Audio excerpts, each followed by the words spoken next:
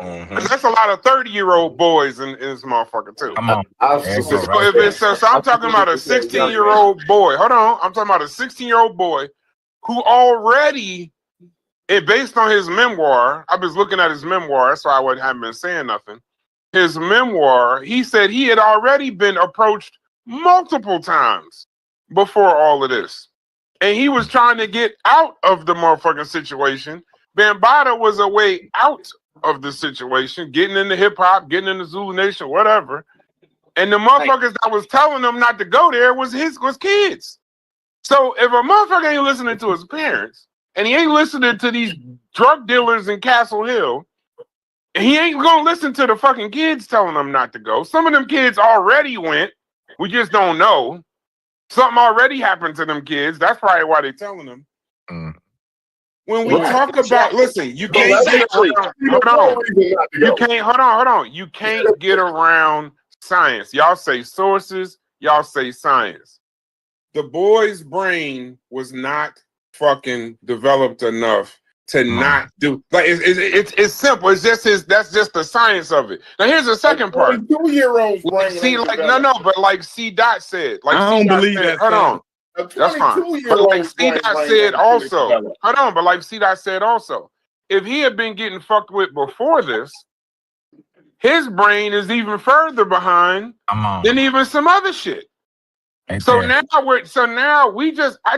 not saying that y'all saying that it's Bambatta's good and all that. That's not what my point is. My point is you remove the responsibility from the victim, bro. We did. He's a victim. No matter how you look at him. 16-year-old man, 16-year-old boy, growing up in Castle Hill, this, that, and the other. Just know that in that situation, there was a victim and there was a predator. The victim in no fucking situation, especially at 16 years old, is the person that we should be laying any fault on whatsoever. That's just my That's not the real world. That's not the real world, though. And that's the problem.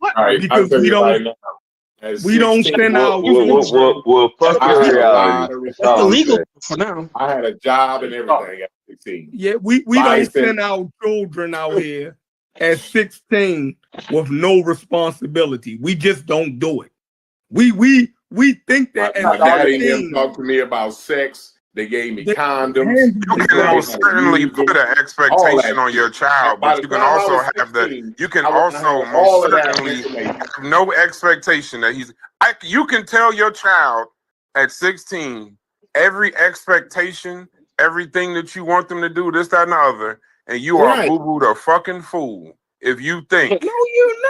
Yes, listen to what I'm saying. Listen to what I'm saying, Chef. Before you go on, because you were Chef. You were 16. If you think you told that, if you telling your son, now you could believe it in your head, right? Since we're talking about reality, that when you tell your son, don't go out there, don't skip school. Do not skip school and be running around with them fast ass girls.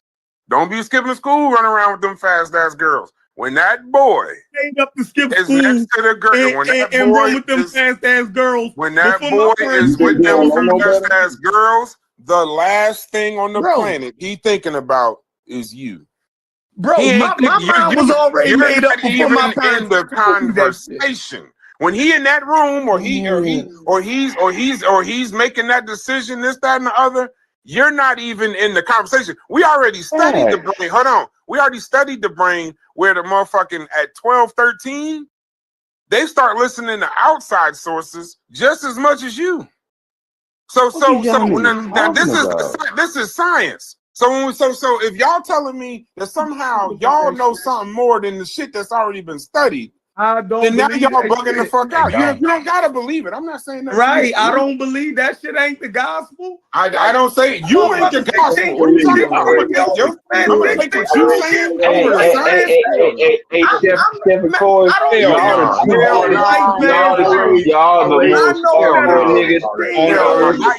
Y'all kids know better. The same niggas that talk about. I don't give a fuck. Y'all talk about motherfucking Egypt. Y'all talk about listening to sources. When we talk about prefrontal cortex, now it ain't the gospel. Ain't no such thing. Heard you motherfuckers say Bitterman was black. Ain't no such thing. Goddamn Egyptologist told ain't you. No such, but I can't tell you that the prefrontal cortex wasn't developed. You and Bro, but ain't the gospel.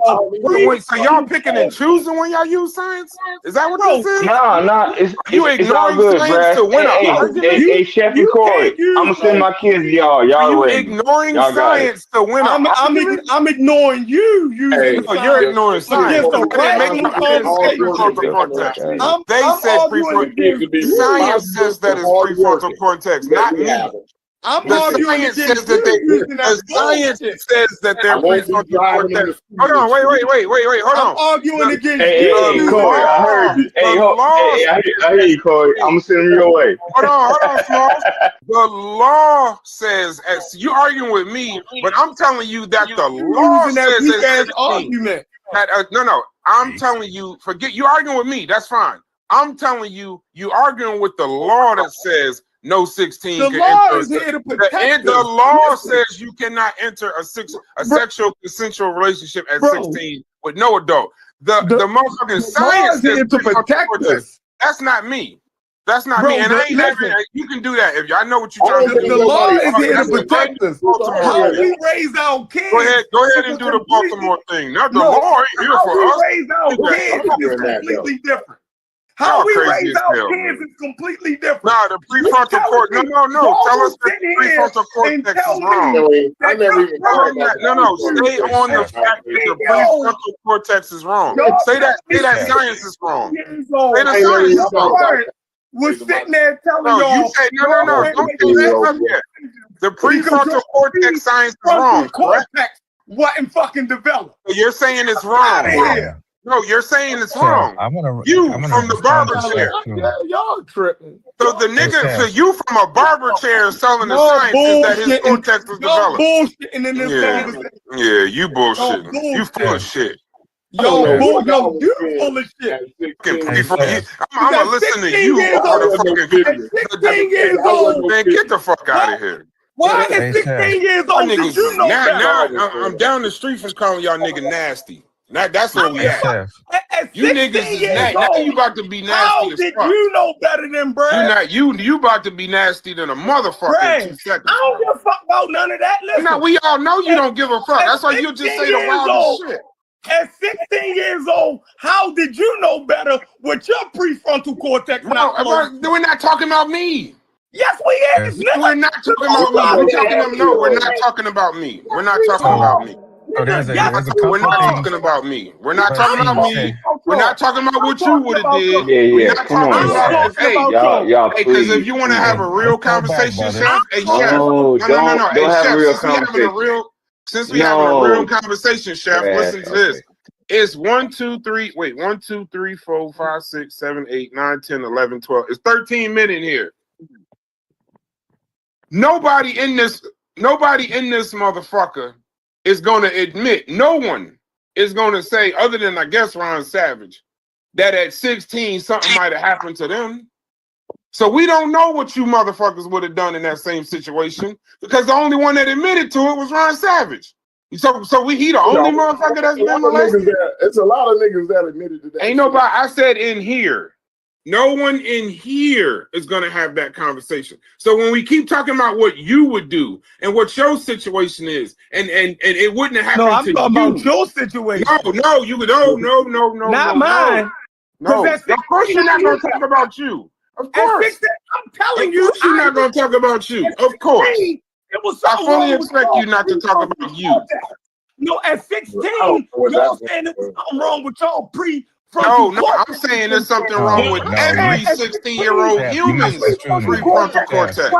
I'm saying it's every 16-year-old, Chef, you're misconstruing. Every 16-year-old, you crashing out. You're misconstruing this, bro. Y'all prefrontal cortex. You crashing out. You just to prove an argument, you crashing out, bro. Chef, mine wasn't misfiring. You crashing out, brother. That's the thing, Chef. You're misconstruing what's been said.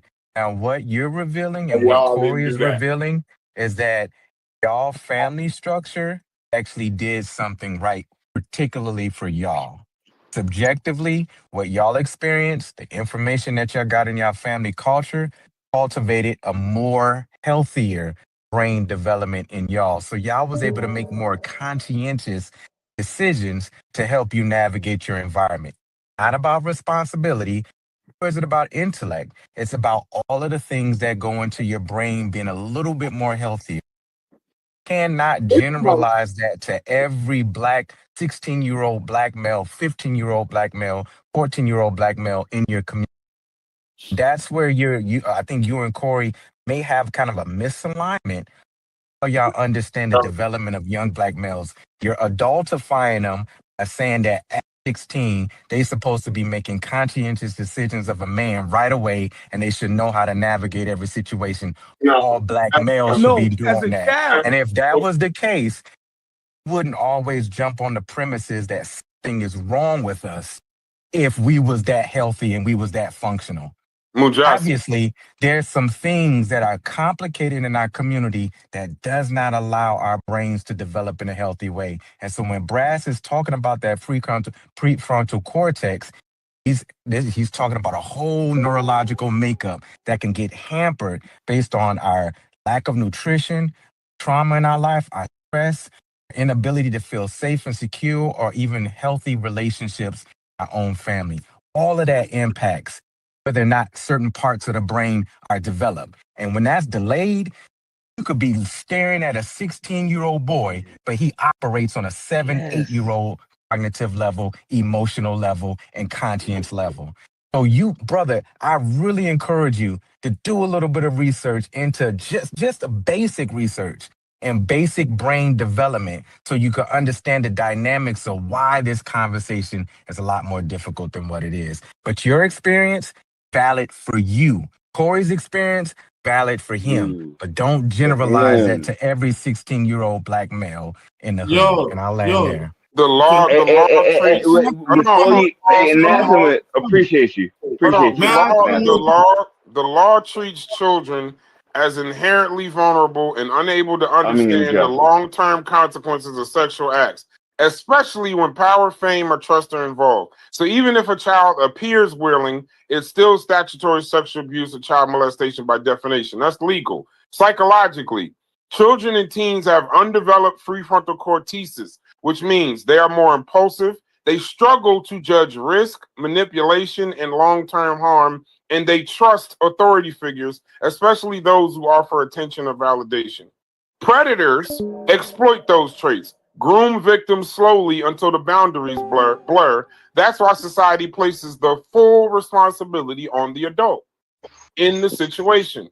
So in his particular case, he admits that he's already been approached numerous times before that. Fucking Reggie already agreed that he grew up in fucking Sodom and Gomorrah. Castle Hill was a fucking food desert. It was a breeding ground that wasn't going to stop something like a kid saying, hey, don't go down there. That meant nothing compared to all the other shit that he had going on. Nothing. Can I tuck a little bit under that? And yes, I want to tuck something in under that. If you want to use age as a way to determine a child's ability to think and navigate his environment, you're always going to grow wrong. Go ahead, brother. I'm sorry. I just wanted to add in a story because, like I said, Yes, all sir. my family, the majority, my mother's side of the family is all from Bronx River Projects specifically. And a friend of mine, the reason I even knew about what happened or whatever with Bambatta, I found out shortly before, you know what I'm saying, everything blew up about the type of dude that Bambatta was. Because I always praised the dude. Like, yo, he was one of the staples in Bronx River Projects. Like, he literally brought, like, my uncles used to be spades. They used to be gang members. And they stopped gangbanging because of Bambatta. So I had a partner of mine, a little bit older than me, that told me about his situation with Bambatta. He was invited over there on some music shit. Like, yo, you know what I'm saying? We're gonna try to see what's up and see if you got some bars, this, that, and the third. My fam go over there, homie go over there, thinking that's what it was on. And he said the nigga Bambatta try him. Now, He was young at the time. You know what I mean? He didn't go Uh-huh. for it. He was automatically like, hell no. You know what I'm saying? And was trying to get his way up out of there. But he was telling me about like why he ain't say nothing when the nigga tried him. And I had to think about that, like, yo, yeah, yeah, because Bambatta respected. Like, look at what happened to Hassan Campbell. You know what I'm saying? When he came out with his situation, most folks roasted that dude. You know what I'm saying? And Hassan Campbell was a G. He was respected in Bronx River. He got bodies the whole night. The definition of go out there and get it in was Hassan Campbell, and people respected him like that in Bronx River back in the day. A lot of people did. I know a lot of people that beefed with him also, that couldn't stand him and hated his guts. But when he came out with that story, it verified and validified what my partner was already telling me. Because like I said, all I had was what he was telling me happened to him. So I'm like, nah, damn, bro, that's crazy. But then other stories started developing. It's like, oh, well, no. It's some truth to this. It gotta be some truth to this. Because of the fact that he was just so well respected, not only loved, but also feared in Bronx River. Not only just Bronx River, but in the whole Bronx, Bronx, in the whole Bronx, whatever you call this, borough. Burrow, yeah. So yeah, so it's like that's why I kind of, you know what I'm saying? It brought me out to say, like, yo, Chef, what you saying is crazy as shit because I knew thorough people that mess with Bambaataa just because of the fact that they was on some, oh, well, yeah, I'm going to be able to get out the hood messing with dude. Oh, this is going to put me where I need to be in the music game messing with Right dude and this, there. that, and the third. They didn't go over there thinking, oh, well, yeah, I'm going to go over here to go get molested or I'm going to go over here to, you know what I mean, suck this nigga off. None of that type of weirdo shit. Like that wasn't their mindset. That's what he was on. So for me to say that, like I said, even if you want to say, dude, the 16-year-old dude, Ron or whatever his name was, if you want to say he knew better than to partake in it, to be a subject of it, then I would agree with you on my like from my point of view. But I can't tell you what that nigga was going through. What he felt like, oh well, shit, maybe if I like 16 years old, bro. We talking about a kid. We're not talking about no grown man. We're not talking about nobody who done experienced life. We're talking about a 16-year-old. So I'm not gonna hold that against no 16-year-old. I'm gonna hold that against the adult that was the predator that went out of his way to get young kids over there. And the way that he did it was through his reputation and what he did in the music game. Everybody respected him. Like I said, even me, and I'm not from there. I'm from Georgia. I was born and raised in Georgia. But I still had hella respect for Bambatta and the Zulu Nation because of what my family always told me about them growing up. I just want to add, I want to add something to this conversation. Like I'm listening to everybody, and I'm not trying to come off like I'm the authority on the situation, but I am the only one in here that was a fucking member for like 37 years. So I think I got a little bit more insight than a lot of people got, and I've tried telling people a lot of this shit, and there's a lot of people who don't believe. So this whole shit. That's why I started when he brought up polite earlier. I was going somewhere with the polite thing, trying to give you all an alley oop, but it deterred because everybody jumped in the conversation and started talking. In this situation of this pedophilia, number one, the only people that's come out publicly that people have seen by face is Hassan and Ronald. John Doe, I know John Doe.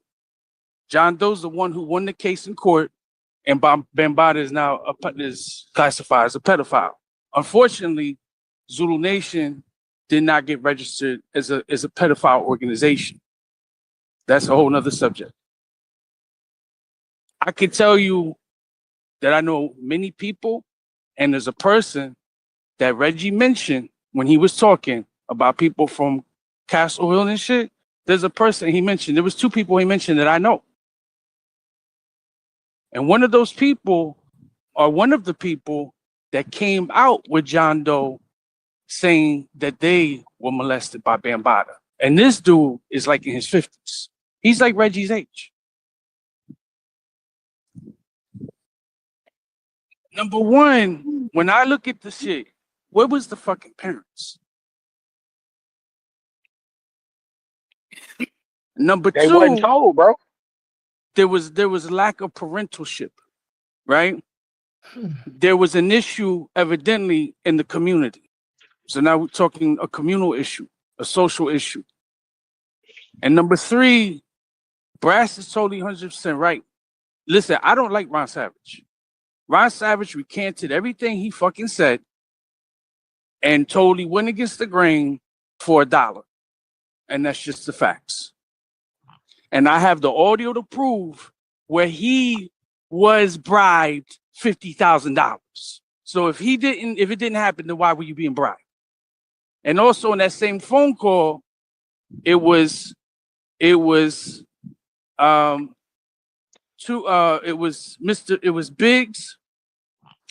and it was somebody else. The other person in the original copy, it was this other person, I can't think of his name, and Bambatta was on the call. But the audio you'll hear is Biggs from Soul Sonic Force and Ron Savage. So why are you being offered $50,000? Why are you being told by Mickey Benzo, who used to be the manager for Fat Joe, Mickey Benzo, who was the manager for Ice-T, Mickey Benzo I've met, Mickey Benzo, who was a correctional officer at Rikers, Mickey Benzo that was on the Breakfast Club after this audio of him was leaked, was on the Breakfast Club admitting that he was a corrupt correctional officer in Rikers Island that used to beat inmates and was fired. So he's telling you his character for anybody who's never met Mickey Bozo.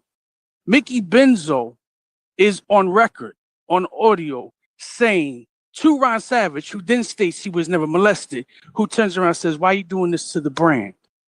Why are you doing this to our legacy? This shit happened because you have individuals that they themselves were molested by Bambatta. Number two, you had individuals, one hand washes the other. Oh, this motherfucker here, he likes to suck boy dick and he likes little boys. But guess what? Bam knows that I got some bodies. Bam knows that I got some armed robberies. Bam knows that, yeah, he was going after little boys, but I was going after little girls. One hand washes the other. Then you have the fact of individuals that were just scared to say anything because of their life. John Doe, one of them.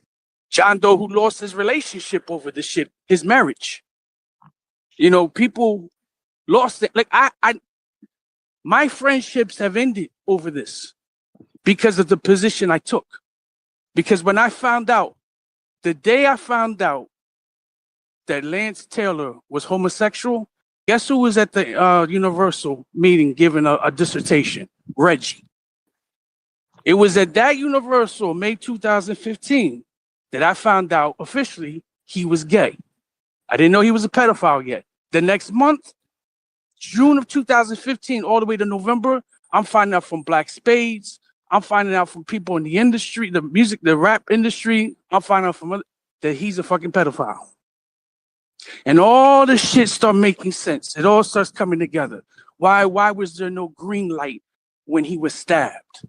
And who stabbed him? And why did they stab him? And when they stabbed him, they didn't stab the second founder of Zulu, Ahmed Henderson. Why was there no green light given? Why was it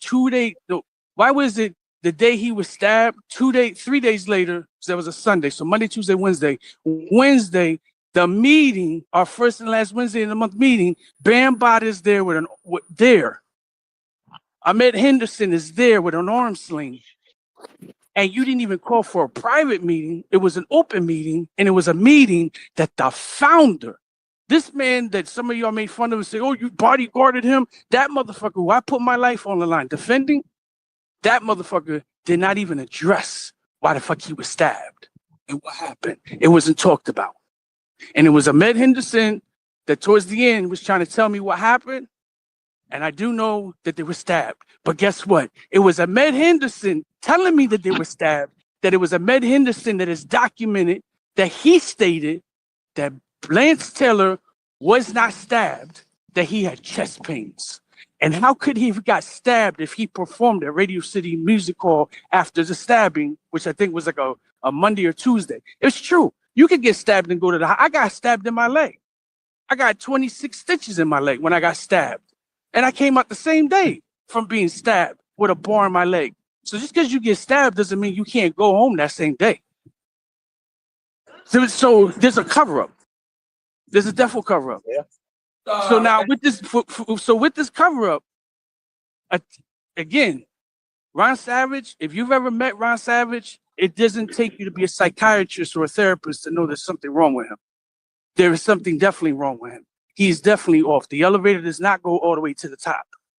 Now, could that have been because of what happened to him? Could it be also that his sister, whose boyfriend at the time was a Zulu, could it be also that the boyfriend, Bambatta, made Ron Savage suck the boyfriend off?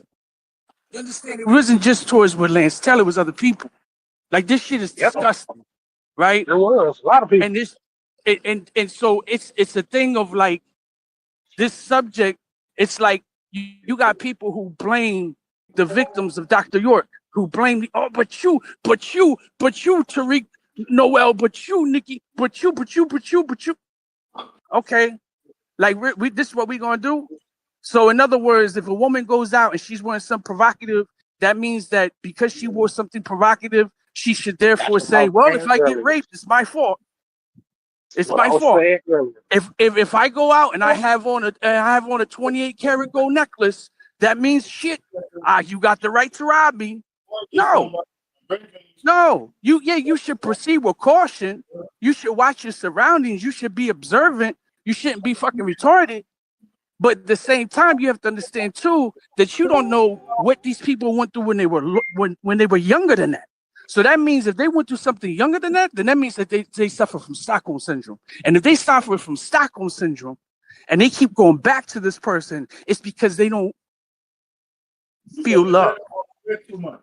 They don't feel love. They don't feel nobody wants them. They don't feel worthy. So they're going to go to the person that makes them feel great. So if you make me feel great, but that also means by you making me feel great and you telling me, oh man, you're a good kid. Oh man, let's go get some ice cream. But guess what? You got to suck my dick. They're going to fucking do it because they don't feel loved. They don't feel appreciated. They're victimized. They don't know what the fuck is going on and they're confused as a motherfucker. Every single person I know who has been molested, it is the same story. I would say over 90% of the women I've been with have been molested, and it's the same story. And some of them begin to even sometimes suffer from being confused sexually. Whether do they like women, or do they like both, or do they like God? Like I don't know what the fuck I like. And it's a traumatic thing. It's traumatic. This isn't some easy fucking thing. This is a very complicated, intricate subject that is detrimental, is horrible, and it's something that should be empathized and sympathized. Like, this is fucking crazy. Like, fuck Ron Savage, but at the same time, the shit shouldn't happen to him. I don't agree with everything I don't agree with a lot of stuff Hassan Campbell says, but that doesn't mean that should have happened to him. Right. You know what I'm saying? Like, there's probably people, I don't know, that we all may know that we just don't know the personal shit. What could have been what? That we probably like, yo, fuck that person, they're a scumbag. But did they deserve to have this done to them? Like, is that cool? Like, have you guys watched Ronald Savage's live videos? Again, it doesn't take you to be a psychiatrist or a therapist. Watch his live videos and you tell me if he's sane. He doesn't need to be on camera. He's fucking crazy. Cuban, I don't even know who the dude is, but I can tell by everybody who was affected by dude, they all have some type of mental issue. Like it's and that's what I'm saying. That's the thing about a predator. A predator will find the ones that have that issue. But also the thing that made Bambatta so different is the power that he held in the Bronx. That's what kept the secret for so long. Is that power and that fear that he installed in the majority of people, not even just him, not saying that him, but the idea of Bambatta and his whole crew and everything. That idea always kept a fear in the back of these individuals' minds. Like I said with my homeboy, that was his reason for not saying nothing to his parents. Was Yeah. because he was like, oh hell no, you know what I'm saying? Them niggas came and nah, bro, we can't have that. So I'm like, nah, what you mean? Like you post, bro? Nah, hell, I'll be damned if a dude come at me. Like for one, we would have been fighting. There wouldn't have been no, you know what I'm saying? None of Mhm. that other stuff. But I had to understand, like, I don't live in Bronx River, so I ain't got to come outside every day. But I remember what it feels like to come outside in Bronx River every day. It ain't Listen, no, it ain't if you take land. if you record the video where me and Inky was on 125th and he starts clowning me about my Zulu Nation tattoo that I used to have on my left hand before I tattooed that bitch over, everybody said, "Why were you quiet? Why were you quiet?" Because around that time is when I was finding out about the pedophilia. So why And would you I say wouldn't, something? I wouldn't say nothing because it's the same piece of shit channel with people that I'm telling you, your motherfucking master teacher's a child molester, your Dr. Pork. And y'all sit up here and support him. And you think that you're going to believe this spit Cuban? And I'm going to turn around and tell you that Africa Bambatta, who's considered the second founder of hip hop, a founder of an international global hip hop organization that preserves the culture of hip hop, is a child molester. And you can't believe that this same dude that's on video saying pleading guilty is guilty. So I had to suck that shit up. And not only I had to suck that shit up, I had to also be aware of my surroundings at that time because where I was living. Because they may not have been powerful like they were in the 80s and the 70s and the early 90s up to the mid 90s. But trust and believe me, you have people in it to this day that will get you that will kill you. that will Now, get you. You're right. Hold on, TC Islam was killed. My brother TC was killed in 2017 in Georgia. No. What? Yo, Stoopies, we can't hear you. You have to fix up your mic. So let me say something more. Because I think there's a problem going on. There's still a mix up. Talk to somebody. Because I don't think. All right, go on, Stoopies. No, I wasn't done. I was just gonna make a last point. My brother was killed. TC Islam was killed in June of 2015 in Georgia, in Atlanta. Right? They caught the two killers. But guess what also happened with the police department? When myself and some other people contacted them to say you might want to go dig a little deeper, guess how they looked at it? We got the shooters, which they did get the shooters. But the question is, what was behind the shooting? Because it's just so interesting that at that time, there was 3 individuals of top position that happened to live in Georgia. It just so happens that prior to that, when he was living on Crescent Avenue in the Bronx, he was fleeing through the city, state to state to state to state to state. Why? Because he said some shit. And because he knew too much shit. And then he just mysteriously dies. That's all I want to say.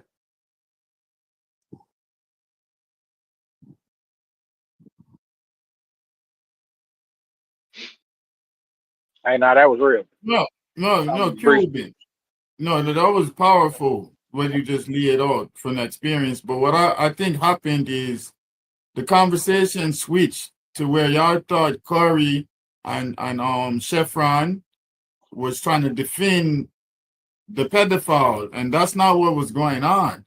What they're trying to defend is the fact that this person should have a certain awareness and should respond to the awareness, and we should expect our children. Now, and Bryce brought in the scientific part, and he said the legal part, but you still got like 30 states in America where the legal consent law is 16.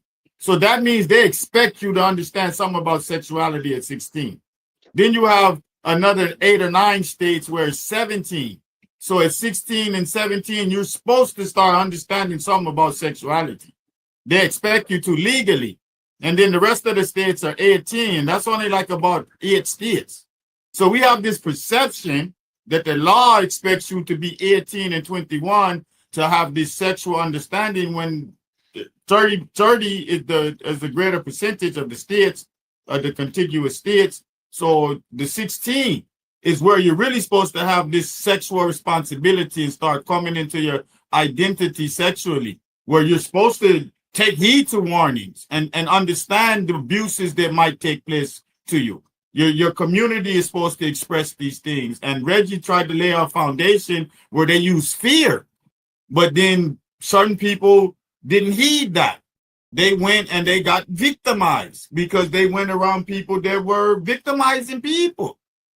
The same way people went and joined gangs and went around murderers, that and you get consequences for dealing with that. And I think they were expressing that there's a responsibility on the youth to not go put yourself in those certain consequences, despite the inhibitions of being young and all of this. There's a standard set and expected.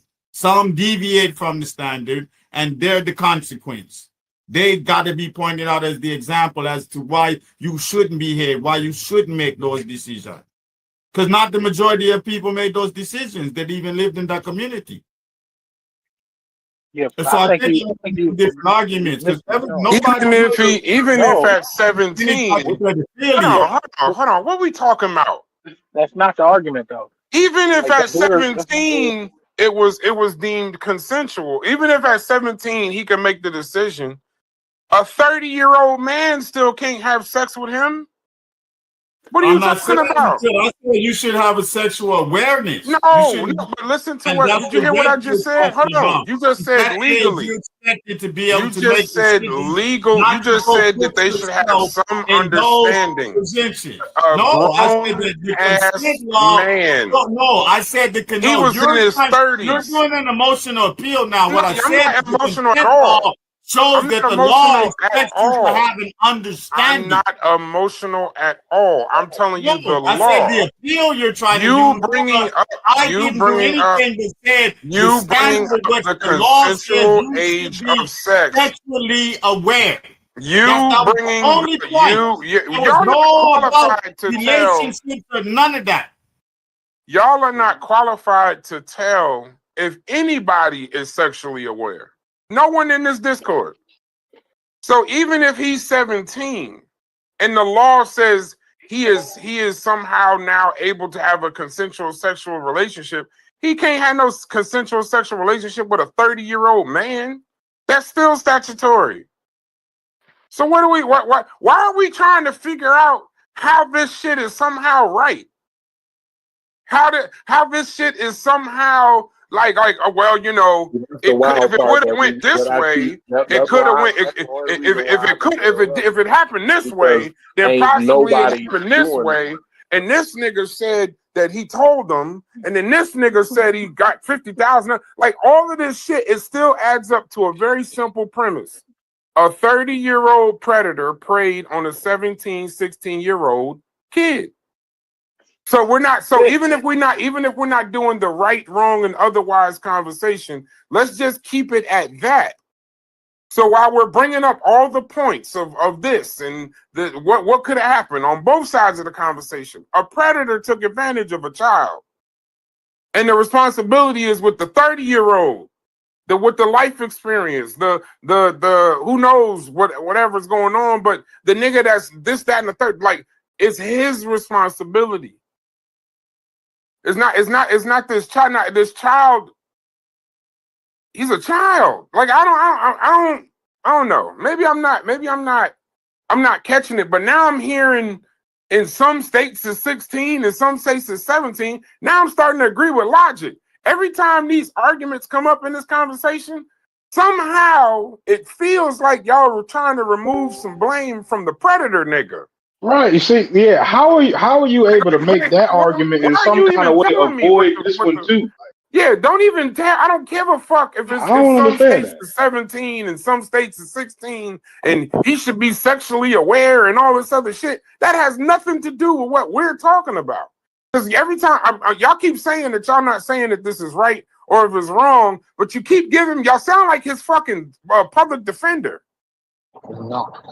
Like you presenting a case for this nigga. This is like I'm saying. This is shit like is weird. This shit is getting a little crazy, bro. So you go ahead and beat the straw man up again, bro. Corey, Right? you weren't even I never talking. defended the nigga. Corey, you weren't right? even talking. I wasn't talking to No, you. but you keep saying y'all, right? No, And then okay, talking then about the comment anathema. that I I say made. no, I'm the one who anathema. made the comment. Stop. Then I say anathema. I'm the one who made the comment. Right? No, So anathema again, is the I'll let nigga you that's go. hold I'll on. let you go. I can't No, go. Corey, anathema. I'll say his name, anathema. Because the nigga is now Anathema presenting different he wasn't states. doing what you saying either, though. No, he did. He starts telling me certain states is 17, Yeah, certain he states was he's he sexually started talking aware and all about this other shit. that wasn't what he was talking about he is was saying the Corey's point. awareness, Yeah, right? Corey No, brought up he's that talking point. about different. Hey, Brass, That the Brass, legal don't system run. expects. Brass, don't run. Let this nigga talk. Let him talk. Go ahead. What do you Right. mean don't run? What you talking about? And it's wild because just a few minutes ago, Small said he think he agreed with me, but now it's let this nigga talk, right? So you all I over don't the even place. know what he's talking about. I don't I even just asked be him what is knowing he what talking Small about. be talking about, right? I just I asked him what literally he's talking just said about. let you talk. I Yeah, want to know. I believe me, like I No, read, I'm I saying hear I don't know what undertones Smalls better is. than anything, I said better than the Smalls. What are you words you talking say, about? That's what I was right? asking. I hear Wow. what y'all Damn. trying to say. Again, I hear No, what y'all I'm trying to not, say Corey. If you because think I'm now we talking about you, saying brother, now I'm we're being very saying. clear. I said his Go ahead, name. I'm gonna let y'all talk again. Yeah, I said his name. When you start telling me different, If I would have said let the brother talk, would that have been better? I don't know. What's But going on? when you start telling me different states of the union and the different ages, and some states got 16 and some states got 17, the only thing it sounds to me like is a defense. He was making a point. He was making an overall point. It don't matter what it sound like to you. It was the point that he was making.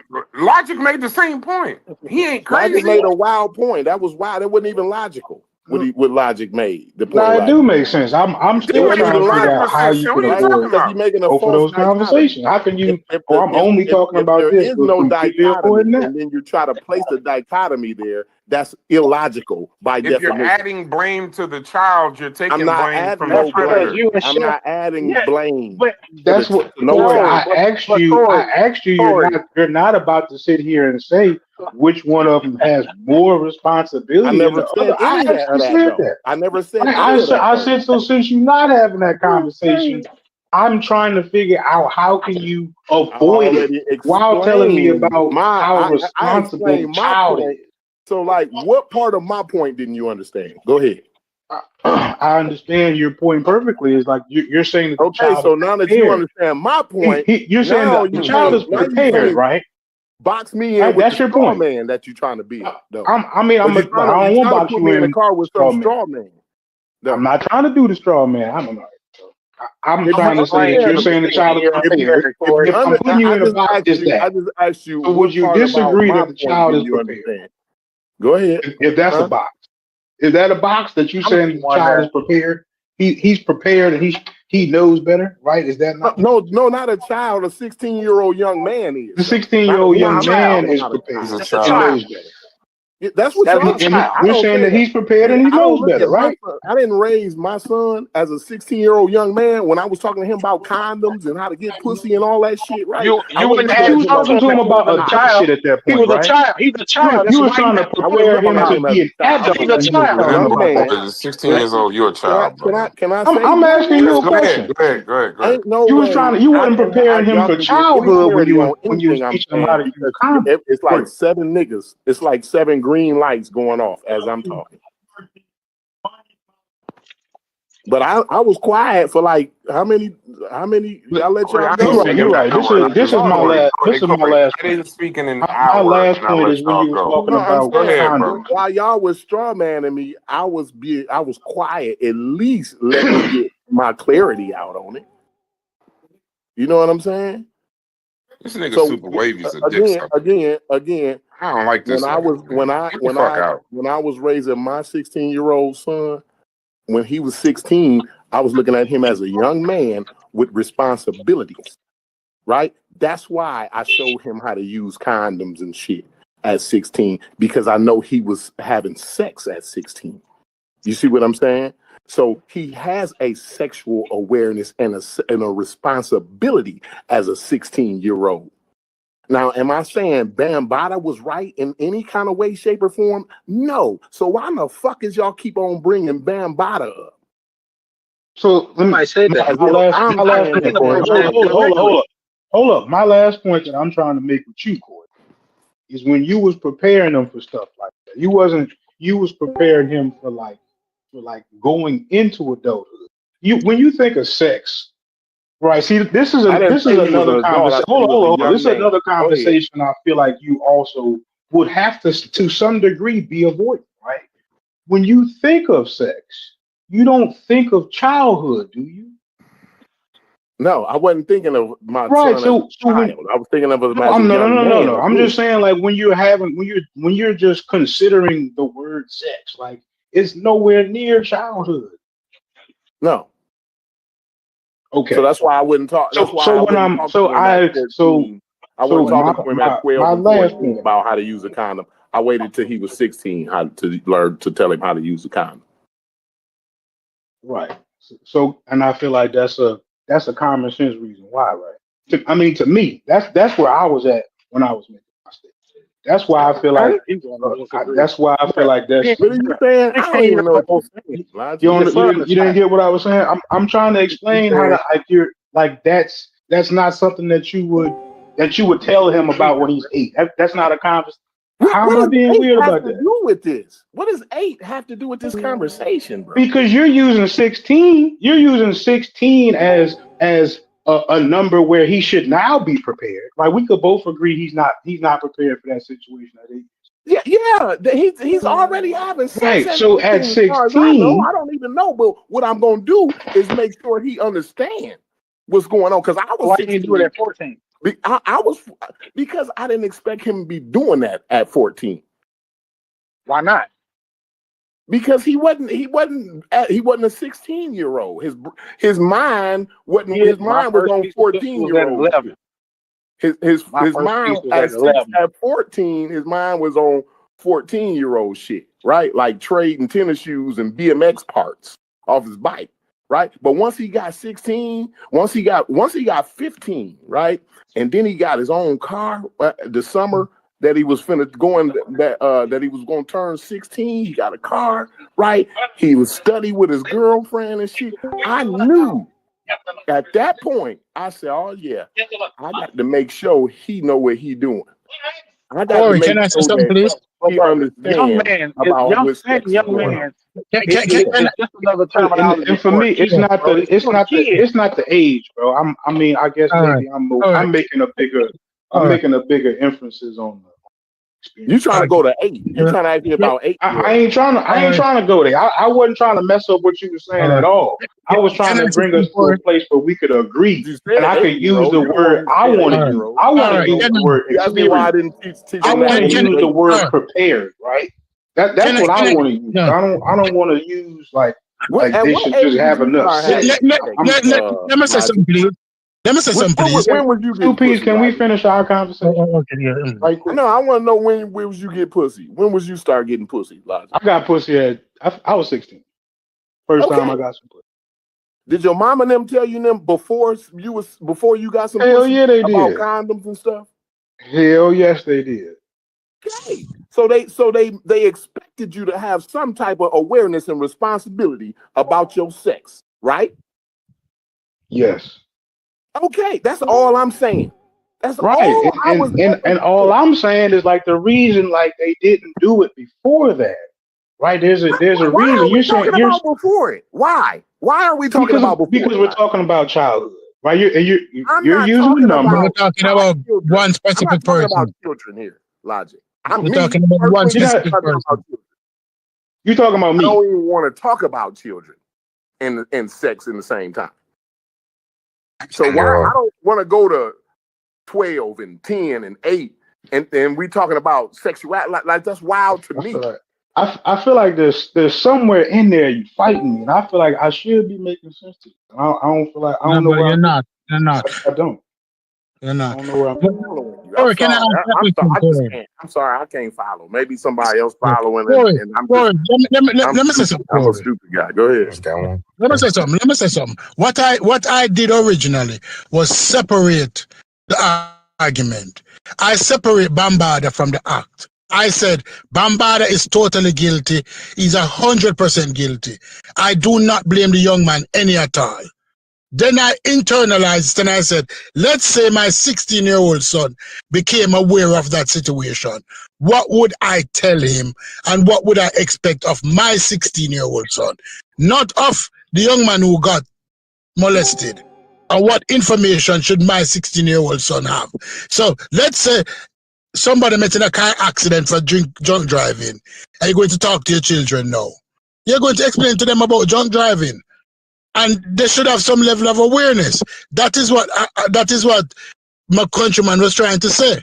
That listen, let's take the Bambatta situation and use it as a teaching tool to your 16 or your 15-year-old child. And you give him all the information that young man had, that people were aware of him being a pedophile in the community. And you ask your child now, what would you have done if given this information? If your child said to you, I'll still go to Bambatta house, you would have to admit that you have a retarded child. But nobody wants to argue like that. They don't want to take it. They want to argue it in the fullness. We know that he is wrong. We know that he's guilty. And we know that he should be buried under the jail, if not tired and lynched. But at the same time, when the situation arises and we're going to talk to our children about safety and how to recognize safety, and a child is told up front, a 16-year-old is told up front that, listen, this guy is a pervert. He likes little boys. And the child still got there. Nobody wants to talk about that part of it. They want to overlook it as a teaching tool. If we should use it as a teaching tool for our children. I grew up where you could have told us that at 10 and we would have stayed away from there. Yeah. We would have stayed away at 10. H2Ps, let me ask you a question. Yeah. So the way the story goes, because I'm reading this book. So this is his book is actually pretty entertaining. So it says he was 15 years old in 1980 when he first met Bambatta. He says that Bambatta had a cab pick him up from his school while he was cutting class and took him to his house in the Bronx. The 15-year-old, he wasn't 16, he was 15. 15. He was 15. Told him to go. Bambatta told him to go. This is in a book, so it ain't no, I'm gonna just read it as PG as I can. But it says, he said he told him to go into a room where the TV was on. He said when he entered, Bambatta was nude and touching himself and asked Savage to perform sexual acts on him. He complied, confused, frightened, and wanting to belong. He says it happened multiple times. He estimates more than 5 occasions. It happened in Bambatta's car around his Castle Hill neighborhood. He says he didn't call for it. The adult contacted him, and he was in a vulnerable position. He says he's not seeking money. His goal is to have him answer why me and change laws around how long abuse survivors can come forward. So he quotes, these are 2 direct quotes from his book. I was a child. Why did he take my innocence away? Why did he do this to me? He said, I wouldn't contact him. Bam kept contacting me. He would call me at my house to tell me that he was coming over if I didn't answer the phone and come to the car. So I just want to say one thing about part of this. That's a mentally ill child. Now we know he was 15. That's a mentally ill child. And now I'm not going to say, hold on. Wait, the argument, Brad, right fast, is that's what we keep arguing, is that this 16-year-old, 15-year-old was a child. That's what we keep. That's the argument. It's not about, it's not about Bambatta, because we already got Bambatta out the way. What we're trying to say is that a 16-year-old is still a child. They do not have a fully functional brain. No, wait. See that. I'm the one arguing that. I'm not. No. That's what was being argued earlier before you even came back. No. Me and you That's are what I'm in saying. full lockstep. The reason why I keep Right. bringing up Bambatta is because when you go to the law, and that's why I keep going to the law. The reason why I keep going to the law is because the law knows that, especially somebody like a Bambatta, somebody that he's beyond the position of authority in the Bronx. He's a damn celebrity. So you're talking about he's using his age, his influence, his experience, and his position of authority against a 15-year-old child. Now we're not talking about so let's remove 16. The man sent a cab for a 15-year-old kid cutting school and got him into his house and molested that child. And we are somehow saying we're somehow saying, not we are somehow saying the statement, I can't feel nothing but pain for that now child. You got to admit that that's not how the story was told to me, though. No, I know that.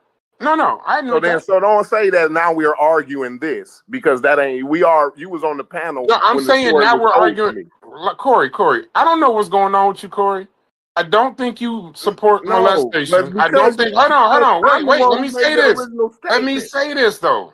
I'm not saying I'm not saying that y'all supporting molestation. I'm not saying y'all supporting pedophiles. I'm not saying y'all supporting Bambatta. So anything that I'm saying. So when I say now we are arguing this, I'm saying now with new information. I'll add words to it. Now with this information, with the information of the actual fact of that he was actually 15. And that Bambatta, the first encounter was actually Bambatta sending a cab for this child and getting him into the house and cornering him like that. I'm saying now that we got this information, what are we saying? Are we still saying the same thing? But stop. I want everybody. It's a whole different story now. It's a right. I'm just saying. But see, now Stu Pease is still saying he's mentally ill. I'm saying he's 15. I'm saying he's mentally ill. I'm saying he's mentally ill. And the reason why I'm saying he's mentally ill is because he went back 4 more times. He's 15. No, he's a boy in the Bronx at 15. Damn, he was starstruck. He was licky. From 14. He would just disagree. From a boy is 14. Hey, bro, I'm gonna tell you this. Then the Bronx must got a bunch of retarded kids, because based on the allegations, this nigga been doing this shit for 50 fucking years. Yes. You trying to tell me all of them motherfuckers is all of them? It ain't just the only thing they all have in common is that they children. I'm not saying it's stupid. What they all have in common is that they children. Hold on. You want me to believe so that you can somehow win this argument? That it's just that the Bronx by itself just has this large stockpile of retarded children. Kids. Yes. What? Yeah. Yes. And grass with a whole entire predator who's taking advantage of it. So this shit is fucking dumb. Y'all, Come on, Stu. You got you. Maybe we missing something. But based on the story I just told you, brother. Can I speak? Can I speak? Hold on. Based on the story that you're telling me. Hold on, Stu. Based on the story I just told you, if you come out of that saying that the child is retarded because he went back, then that's a different conversation. But then also there was a drunk driving thing that I agree with. The children can drive and they have the mental capacity to drive. I'm assuming it must be different than other things, right? So I'm not a scientist. I don't know. But even in the thing to drive, right? One of the things, like Corey, you know this, on Call of Duty a couple years back, matter of fact, Stu Pease, you know this too. Call of Duty a couple of years back, maybe about 3, 4, 5 years, something like that. Matter of fact, it might be almost 10 years. They were getting damn near dragged into court because in them lobbies, remember, there were kids, and I don't know if y'all know what a Call of Duty lobby is, but that's an actual term. It should be a definition term. Some of the worst shit I've ever heard in life, I've heard in a Call of Duty Xbox lobby. That's how you know kids know shit. Right. No, well, that's how you know kids heard shit. They don't understand it, but they definitely heard shit. Yeah. From them they heard terrible things. I agree. But they started saying that they were going to change the lobbies, make the lobbies age appropriate for what's the name, because they didn't know that in these lobbies there was all this crazy shit going on. But then they started hearing about cases, Xbox, this is Microsoft, started hearing about cases of kids getting cornered in the Xbox parties. Now, obviously, you could just leave the party. If any of y'all ever play video games, there's nothing keeping you in this lobby. You can just press the button. There's nobody standing next to you, this, that, and the other. But they have tapes and hours and hours and recordings all across the United States of children having full-on blown conversations with pedophiles and molesters, motherfucking then taking it offline, sending pictures, meeting up in places, all taking place in a lobby. So if you telling me that this can happen in an Xbox lobby all across the United States, where these non-consensual molestation relationships can take place, and then now you telling me that he sent a cab for a kid and got him in the house, bro, it's not a stretch. He don't got to be retarded. He's 15 years old, bro. 15. It's not a matter of retardation, Stu. Come on, Stu. Can I answer? Can I answer now? Yes. Can I answer now? Yes, of course. I am a ghetto youth. I'm a product of the ghetto. I'm a ghetto boy. I said it a million times. I never grew up sheltered. I learned about sexuality from an early age, way before 15. As all ghetto boys know, that people fuck. We learned that from an early age, especially. I didn't grow up to know that mommy room was way down that end, and I didn't hear them fucking. We know what fucking was. And even adults, uncle and cousin and friends come around, the jokes always turn fucking blue. And it always make reference to sissy and gay as being demeaning and belittling. From an early age, we're not. People in this room now going to go and try to cut me. And if I'm but this, when you're done, I want to respond. If I'm but me, so your sexual knowledge in the projects is different than Betty and Sue who grow in the suburbs. This wasn't a suburb dude. This was a ghetto dude who learned about sexuality as early as 8 years old. They learn about it early because it is spoken of, right? He went to Bambatta because he was a licky youth in terms of he wanted things. They were poor, as Reggie said earlier, and he wanted to shine, and he sees Bambatta as a way to shine.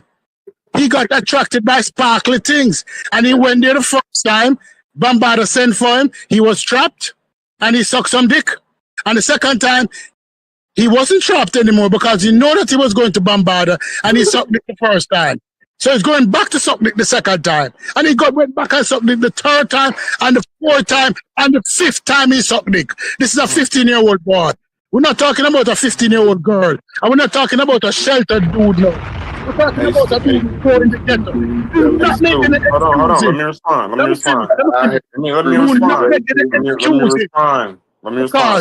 We got your point. Let me finish.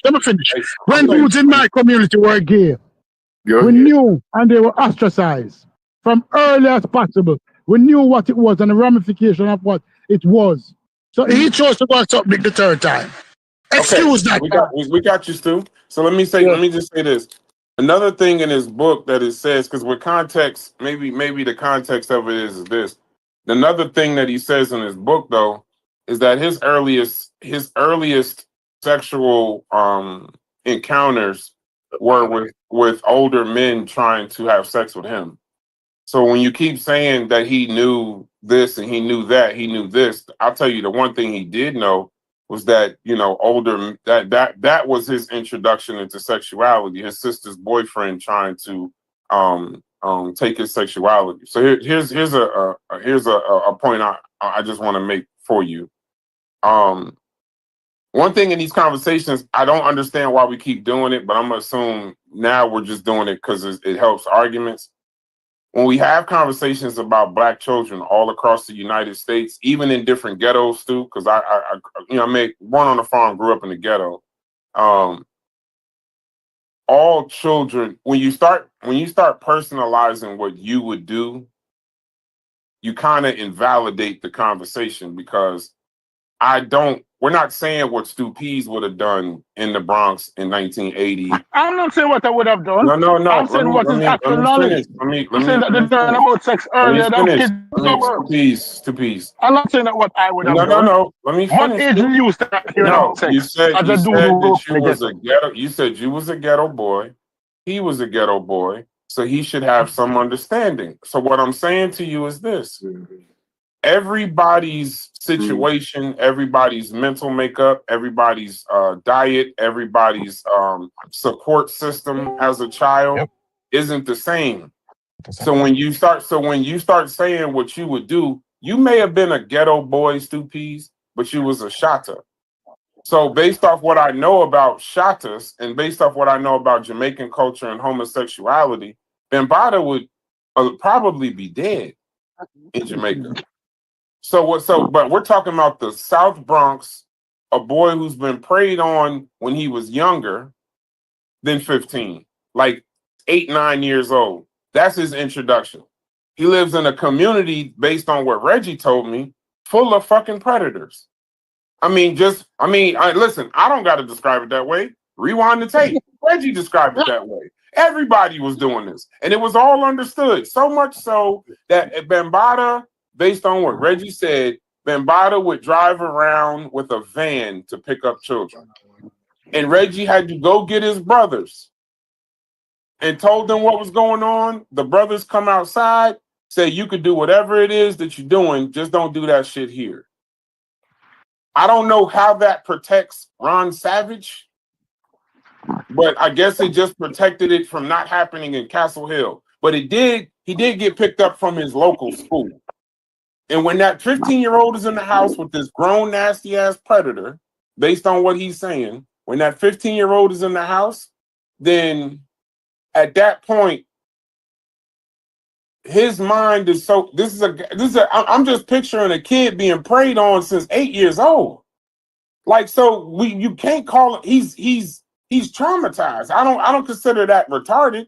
This is a kid who his sexual knowledge is grown men trying to fuck with him, and now he's in a relationship with another. Now another grown man, probably his idol in the Bronx at the time. We talking about Bambatta, head of the Zulu Nation. His idol at the time now did whatever, told him whatever, like he allegedly has told hundreds of other men and young boys, leaving cookies on the bed and all kind of wild shit. So now he's in a relationship, per se, with this grown-ass fucking man. And if you're blaming the child for going back 5 times, what about the fucking adult that's letting the child come back 5 fucking times, or the first time? We're done. That's settled now. That's settled now. Because I know this. Bambatta should have been killed. That's settled now. That's settled now. I'm addressing the young man, and I said that he had mental health issues. And based on the history that you just displayed or you just reported, 8 years old, traumatized, that's signs of mental health disorder. I work in mental health, and I call it like I see. That's mental health disorder. We cannot deny it. Based on his history and the experience that he had, he must have had a mental health disorder. He must have had other issues. He must want to feel significant. That's why Bambatta was so easily nursed him in the situation that he was with. That's a mentally disturbed child. Bambatta took advantage of a mentally disturbed child. And even if we listen and look at him today, we realize that he still has mental issues. But we cannot deny that. Yeah, but retarded is retarded in the term that I was understanding you to say it was that it was something wrong with him from the start. I'm saying he might have been a normal. I'm saying he might have been a normal child with these grown men trying to fuck with him damn near his whole life. I don't mash up his mental. That's what I mean. He's mentally disturbed. Okay, then. Okay. Right. Okay.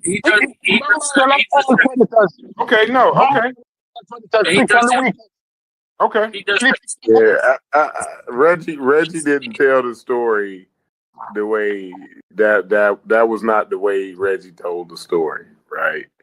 He didn't say. I wish Reggie would come back up here because I think Reggie was capping. personally. I don't know. I thought Reggie was.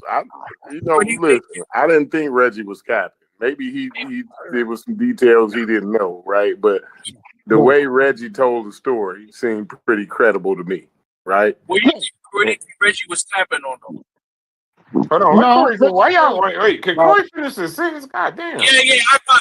Corey, I apologize. You're right. I apologize. But I actually after he gets. Well, I was just saying that I didn't get the story told to me that way, right? Reggie told me that they were 16, right? Ron Savage wanted to be seen, be on the scene, right?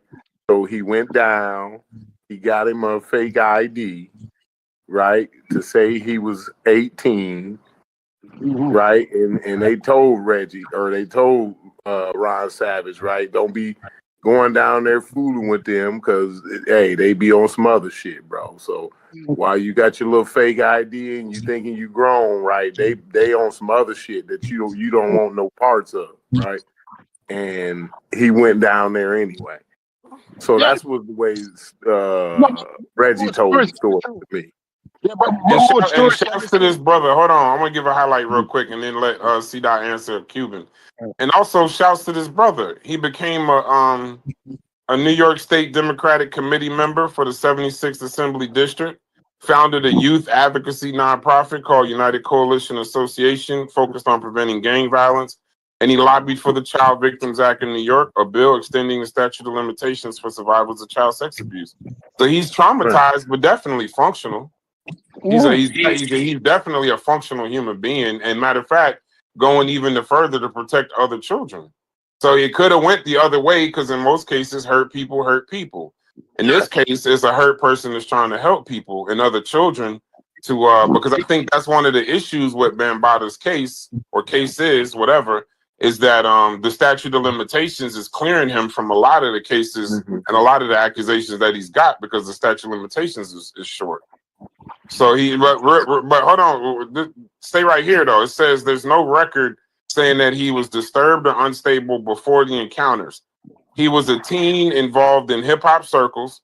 He was actually helping promote early Zulu Nation events in the Bronx, and by most accounts, he was a kid trying to belong. So he was actually, and here's another thing. He didn't say shit about this for 39 years. He held on to this shit for 39 years. Black women hold on to their shit for years. Now, can I ride with you right quick? Go ahead, see that. Go ahead, see that. I want to answer his question, but I want to ask him a question first because the reason I said what I thought Reggie was capping on was him being 16 when they already knew that Bambatta was on this weird shit. So that was the part I felt like was capped because I'm only 43. You know what I mean? And like I said, it took a long time for me to even know that, you know what I'm saying, for me to hear the stories, you know what I'm saying, about something weird about Bambatta. So if he heard it at 16, then I'm like, that's the part where I'm like, that sounds capped. So the question I got for you, Cuban, is because you know what I mean, you was part of the Zulu, was it something that you was hearing back then at that, like, I'm assuming that's what, 40 years ago? The only thing that I heard that a lot of us that left that we've spoken about is I heard as a teenager that he was gay. Not that he was a pedophile, but he was gay. Okay. Right? And so a lot of us didn't believe it. And I'm going to tell you why I didn't believe it. I didn't believe it because I was blind to certain shit.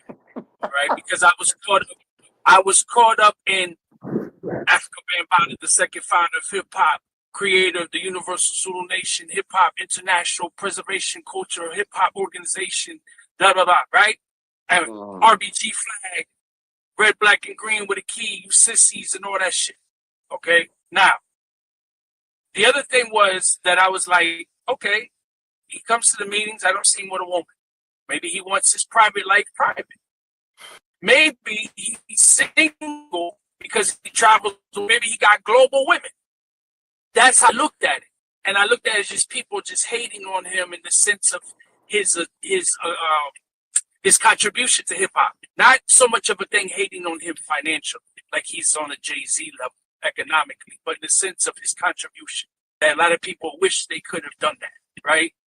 However, that changed the day I left, the day that Reggie was at the meeting.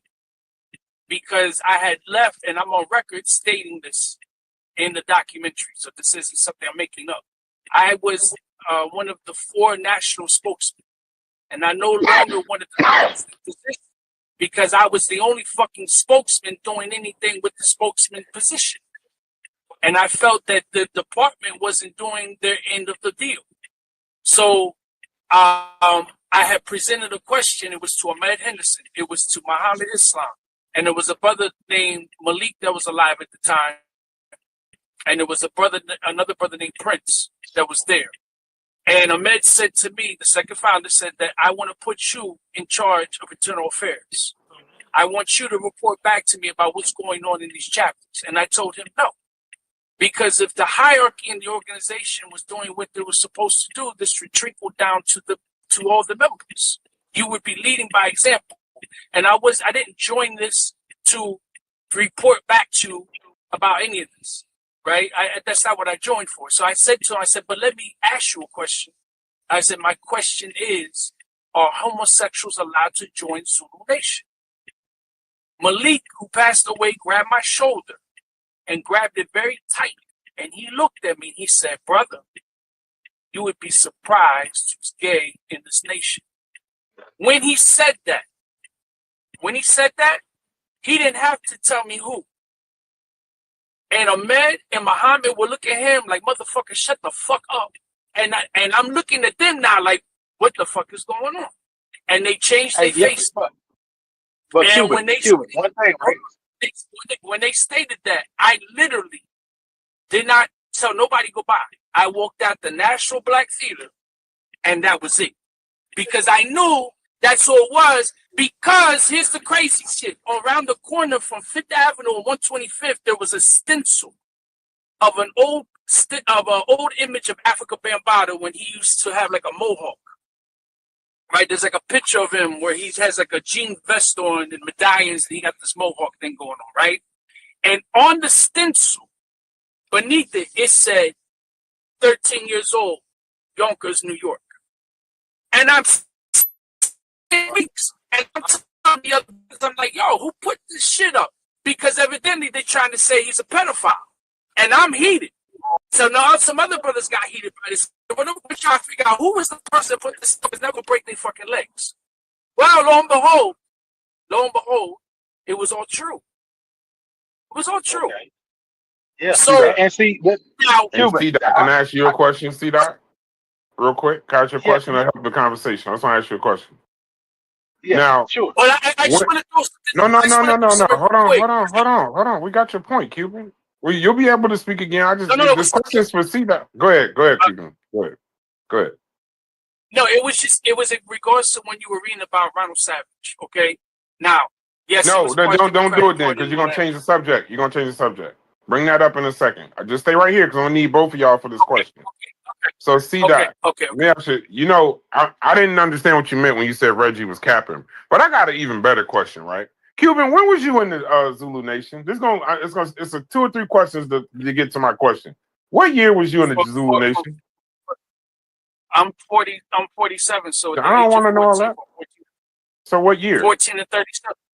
No, what year? That was like what year? 80 something, 90 something? Like 91, I think. Okay, so 91. So see that. Let me ask you a question. So this alleged, and this is for you too, Cuban. This is where I'm trying to see where you saying Reggie's capping. And then I'm reading Ron Savage's book. If Ron Savage say this happened in the 80s or 1980, and then also Reggie's describing the Bronx as this just a sexually disgusting fucking place, right? But so basically we talking about from the 70s So 10 years before Ron Savage, basically, all through the 70s, 80s. My question to you, C. Dot, would be this, because I don't know if he capping. I'll let Reggie speak for himself. He said he coming back up here. So my question is this: if everybody in the fucking Bronx knew what the fuck Bambatta was doing, I mean, driving around in vans, picking up kids, leaving cookies at the edge of the bed, all kind of wild shit. We talking about the 70s and then the 80s. How the fuck do the Zulu Nation members not know what this motherfucker is doing? He been doing this shit for 20 years. Let me answer that. Because what Cuban was just breaking down was very important, because it also brings up what I brought up earlier about him performing and DJing at gay clubs all throughout New York. So it wasn't just a Bronx thing, you know what I mean, as far as like the freaky shit that was going, like New York City was on that freaky shit after disco was going out and hip hop was coming into play. They was all on some freaky shit. They was all doing cocaine and fucking each other. That was a norm for New York back in that time. So my issue was, the reason I was questioning whether Reggie was capping or not, Cuban kind of also helped out on, because I had heard that he was gay. No, that was something that was heard, that he was gay, because one reason was because he was doing all of these performances at these gay clubs. So my thing was, he was doing this. He's been doing it for 20 years. Because gay and child molestation is two different things. Like, but listen, no. Follow me though. Before, I don't care if you're gay. I don't want to get into that conversation. That's a separate conversation. Because if you want to be gay, that's not the same as pedophile. I don't even know how to connect it to. No, listen what I'm saying though. Follow this. I know, but follow this. If he, remember, the description was that he was driving around in vans picking up kids in the mid 70s on. Remember that he was picking up kids in vans in the Bronx. Right, you're right. Because so how in the hell in the 90s, when Cuban is in Zulu Nation, how do y'all not know that this dude is a pedophile? What are we just blindly looking? Listen to what I'm saying, bro. Okay. It's because he was connected to the youth already. So Bambatta was already connected to the youth through his gang intervention shit. So he was already connected to the youth. So nobody put two and two together, I'm assuming, because I didn't. You know what I'm saying? Like, I wasn't in New York at the time. But like I said, even later on in the 90s or whatnot, even when Cuban would have been a part of the Zulu Nation, I was still like, yo, Bambatta is the shit. Bambatta is the truth. Bambatta is Bronx Rick. So Newport 100. Mute my logic. Yeah, slow down on the cigarettes. Yeah, that ain't me, nigga. I'm muted. Nah, but I'm saying, nigga, like, I said I'm muted. I ain't muted. That ain't me. Okay. The thing that was going on that like I said made it predatory, and that's why I say it was predatory, because nobody knew. We just automatically looked at Bambatta like, yo, that's who you go to in order to move on. Like if you connected to Zulu Nation Bambatta, for one, ain't nobody fucking with you. Number two, that's a possible entry into the music game, which everybody in New York wanted to be a part of. So that was part of his predatory methods. But what I'm saying is, I don't think it was. I don't think that it was, because I wasn't hearing this from my elders. My elders are around Reggie's age, and my elders wasn't saying that Bambatta was, you know what I'm saying, was molesting kids back then. They were saying that he might be gay because he was doing all these gay clubs. But they never did nobody think, oh, well, you know what, he probably messing with them kids. He probably doing something to them kids. It was never a thing. Until so you saying, so you saying the van? Okay, so hold on. So you saying that the van and all of that was the cap, like that he wasn't openly doing this kind of shit, just going around like openly pedophile, like, oh, let me get some little kids some candy so I can get them to come in the van and rape them. Listen, I heard Reggie tell this story. Hold on, but I heard Reggie tell this story, and he was on a panel with a bunch of people from New York that didn't say he was capping. I'm gonna just say, listen, he was on a panel. Hold on, he was on a panel. look, hold on. I didn't say that Reggie was capping. That's why I wanted to make sure I got Cuban's input. Because, like I said, it could have been people who were up there in New York who will verify what he's saying. I'm saying that none of my people from New York ever said that was the case. Ever. Like, I've never heard that. You know what I mean? Prior to all of these Reggie. people Yeah, coming I out. got you. Nah, Reggie was telling the story. See, that's why it's so crazy when people keep bringing up the he's gay thing. I mean, that's obvious after a while, but I'm saying Reggie was telling stories about like leaving cookies on the bed, and you know, if you take the cookies and all of that. Hold on, but do you understand my point when I'm saying, like if niggas is telling van stories and cookies on the bed and all kind of wild shit, then right? How the fuck in 1991 exactly are the Zulu Nation niggas just realizing, well, he might be gay? Nah, this nigga is he's a mythical pedophile. Like he's a historic pedophile at that point. But that's my point, though. That's why I'm saying that. That's why I said that I felt like what he was saying was cap, because it's like, bro, the Zulu Nation, like a lot of the cats that was in the Zulu Nation didn't see that. Like that's why when Cuban is giving his testimony, I can agree with what he's saying, because I So never you heard saying people somebody? were not looking at. Okay, now I'm finally following you. Somebody either Yeah, Cuban capping or Reggie capping, but somebody capping. No, I don't cap. No, I'm not capping. I just want let me say this. That's what I'm saying. I wouldn't say that for sure. I just wanted to get an insight from somebody who was actually there. No, I get what you're saying. I get what you're saying. I get that. And the thing is, I don't think that I'm above being questioned. So I don't think that, because no, I'm not saying that. But do you understand my point? No, now that you're in the conversation, do you understand my point? So did you ever hear any stories about the van and the cookies on the bed and all that shit? You never heard none of that shit before Reggie said it. I didn't find out about the van until things were being told to me from people that have never come forward, to say John Doe and some other people. I didn't know that. So it is true that he would drive around Bronx River in his van and pick up kids. Lord. Just as it's true that he would have people come to his apartment. Like, I have a close friend from Brooklyn. He used to be the head of Chapter 9 in Brooklyn, right? He's been to his crib. Nothing's happened. I know several people who's been to his crib. Nothing's happened. They didn't see anything, and hate to be nasty, but they didn't smell anything, because that's often described too as a smell, right? Now, how people didn't know, keep in mind Zulu in 91, right? Keep in mind that Zulu was international, right? So it wasn't just Lord, that makes it worse. It was exactly, it does. So it wasn't just in the books.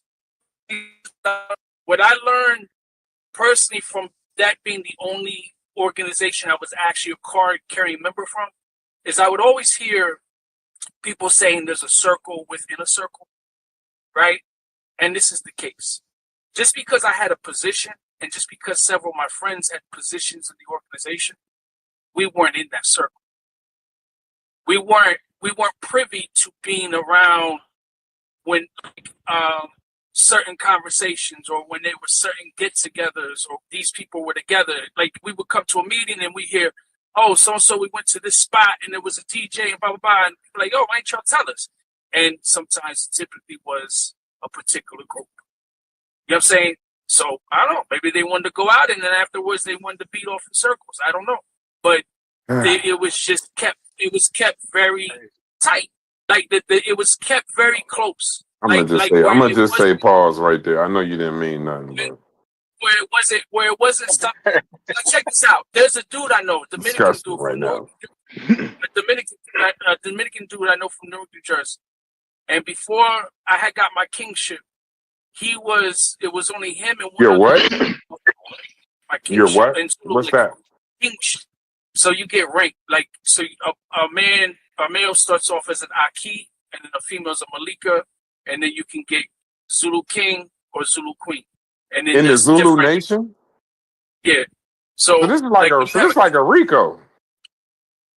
Bro, it's a gang, Yes, bro. I mean, It's a bro, gang. you gotta, yeah. If you look at, You yeah, you understand gotta that? look at how it was created. Like Zulu Nation basically took over all the gangs in New York Man, this shit and sound like an combined them. organized Basically. pedophile ring. This don't sound like nothing to be afraid of. That's why. Bro, you ever seen? Hold on. That's why I said earlier. It's unfortunate that Zulu Nation was not in court being considered a pedophile organization. However, this sound Lance Taylor organized. is. But now listen, just listen. So there's a person I know from Newark. He's a scumbag. This guy, and I look back, and you ever think about any of us here? It could be anything. And something just totally goes over your head, and years later, you mean like, yo, that I didn't even realize that. And it could be anything. Good, bad, in between, whatever, right? So when we were teenagers, he would hit me up like, yo, Malik, yo, Bab's coming to my crib. He's going to sleep over. Blah, blah, blah, blah, right? We're teenagers. We're looking at it like, yo, this lucky motherfucker, he got the second founder of hip-hop that's coming to his crib. His mom's going to make some beans and that's how I'm looking. Yeah, you got to go out and come back. Dude. You snitching. Your mic's messing up. This Discord caught you snitching. Now, wait. I was trying to tell you ain't got a connection. You don't have a connection. We didn't hear nothing, Cuban. That's what I'm trying to tell you. Why you gonna say no? Tell Discord no, nigga. We didn't hear nothing you said. Oh, I said, oh. Oh, what was the okay. last thing you yeah. That's what I heard. Man. That's the last thing I heard.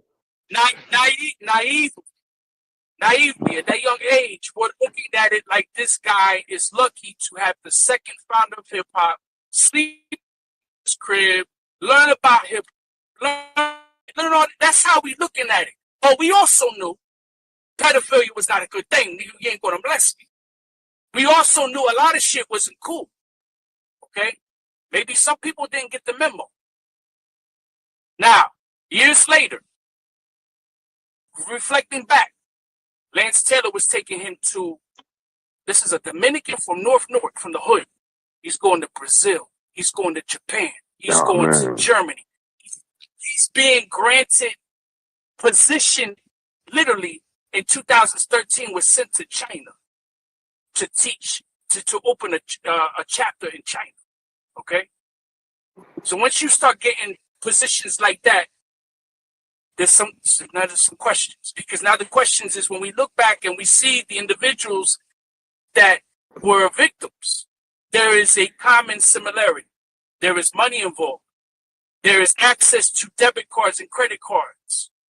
There is clothing. There is traveling. There is going places and meeting people, right? There's this I'm the Zulu celebrity shit, right? Because what I heard earlier, which is what a lot of us thought, which never came to fruition, which is very ironic, being who he's considered, fruition, is that in that whole time, not one meeting ever at the National Black Theater, Bronx River, wherever, not one time did the second founder of hip-hop say to anybody, how many MCs do I have here? How many graph writers do I have here? How many B-boys and DJs do I have here? Because I want to put all of y'all on. Never happened. So these people, a lot of them, they lived in the dreams of becoming somebody under the sky and compromised themselves for whatever reason. And I'm not to judge, but for whatever reason, what happened with them. But they were still victims. But a lot of them did it because they didn't have shit. They didn't feel they were going to be shit. And they looked at it as this was their ticket out, man. This is what it sounds like is a breeding ground to be able to take care of disadvantaged youth. That's what it sounds like to me. It sounds like, and that's why I don't give a damn what anybody's personal feelings is about that young man. It'll never go so far as me to say. I know we don't all agree. It is what it is, but I just cannot fix my mouth to say that somehow it was this kid. He should have some responsibility. I just can't do it. Yeah, I can't and do it. Brass, have you ever seen the movie Warriors? Yeah. Yeah, wait, which one? There's a So, bunch. There is different ones. Which one?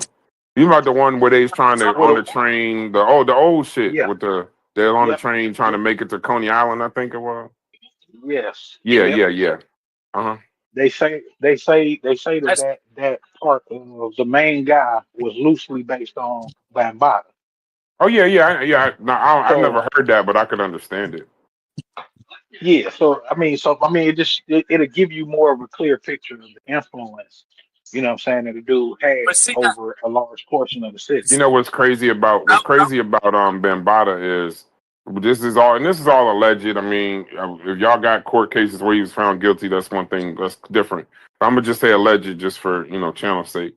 But the crazy thing about it, when we was talking about the hip hop, CDOT, we was having those hip hop conversations about who started hip hop, when it was started, this, that, and the other, right?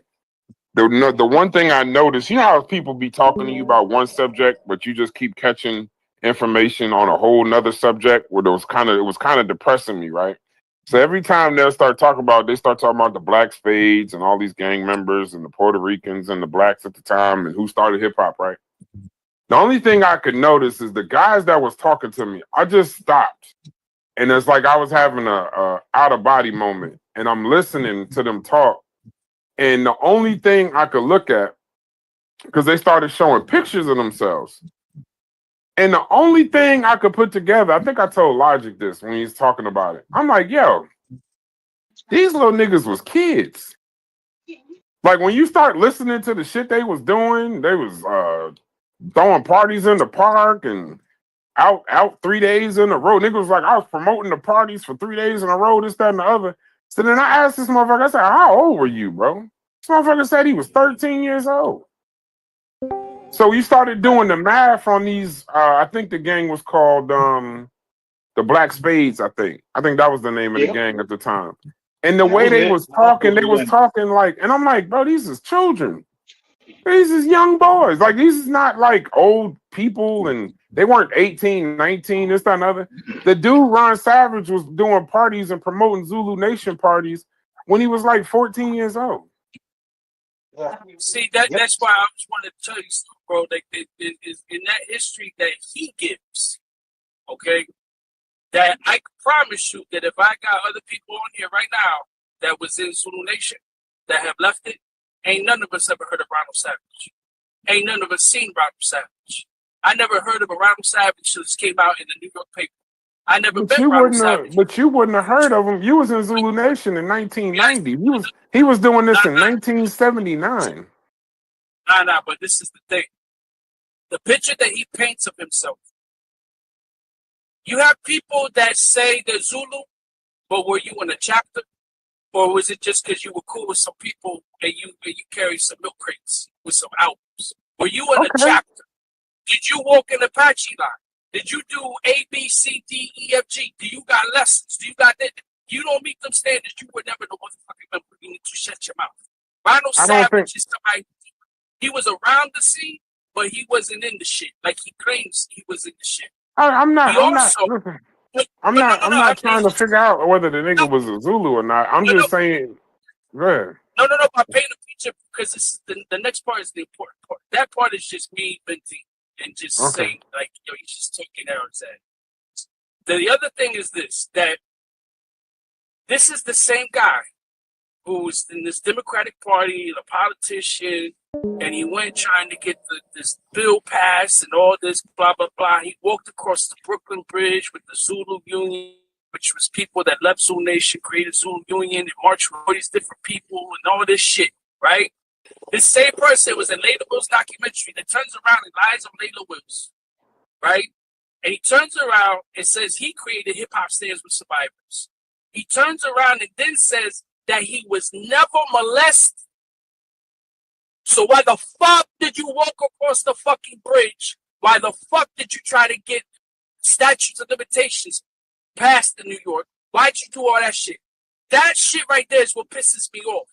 Because when that shit came out and he did that and talked all this shit, it takes credibility away from the whole situation. And he doesn't realize it because he's so retarded that he's damaging himself. And all he had was people that wanted to help him. And people that I cared about this fucking dude. I did. But to turn around and do that shit and to lie on her and to lie on several other things. Well, hey, Cuban, I hate to be this guy, bro. And I'm not trying to dispute every point. I just want to bring it up. I'm going to give every time, and I'll die on this hill. If a motherfucker been getting approached by grown men since he was a child, and then got molested at 14, 15 years old, and then proceeded to get molested essentially for the next next years, I'm not going to be overly surprised at what a motherfucker say when he get older, bro. I'm not going to be surprised that, like, he never, it's kind of like, he never really got the opportunity to develop. That's that prefrontal cortex conversation people don't be wanting to have. Yes, your prefrontal cortex at 25 should be overly developed, but it should be developed this, that, and the other. But there's truth in the statement of traumatic acts, traumatic situations, your history based as a youth. You can still be fucked up past that time. So I'm not doing that. That's all I'm gonna say. I'm just not going. I don't know what he did, that, and the other. I'm just glad that the brother didn't. Hopefully, you know what I mean, that we know of. I'm glad that keep it open. I'm glad that he didn't. Most times hurt people.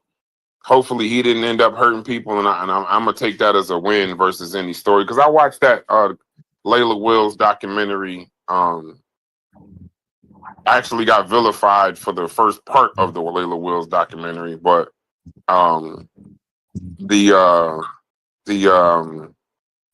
even in that documentary and statements being made at this point, I'll let it lie where it's at. Hold on.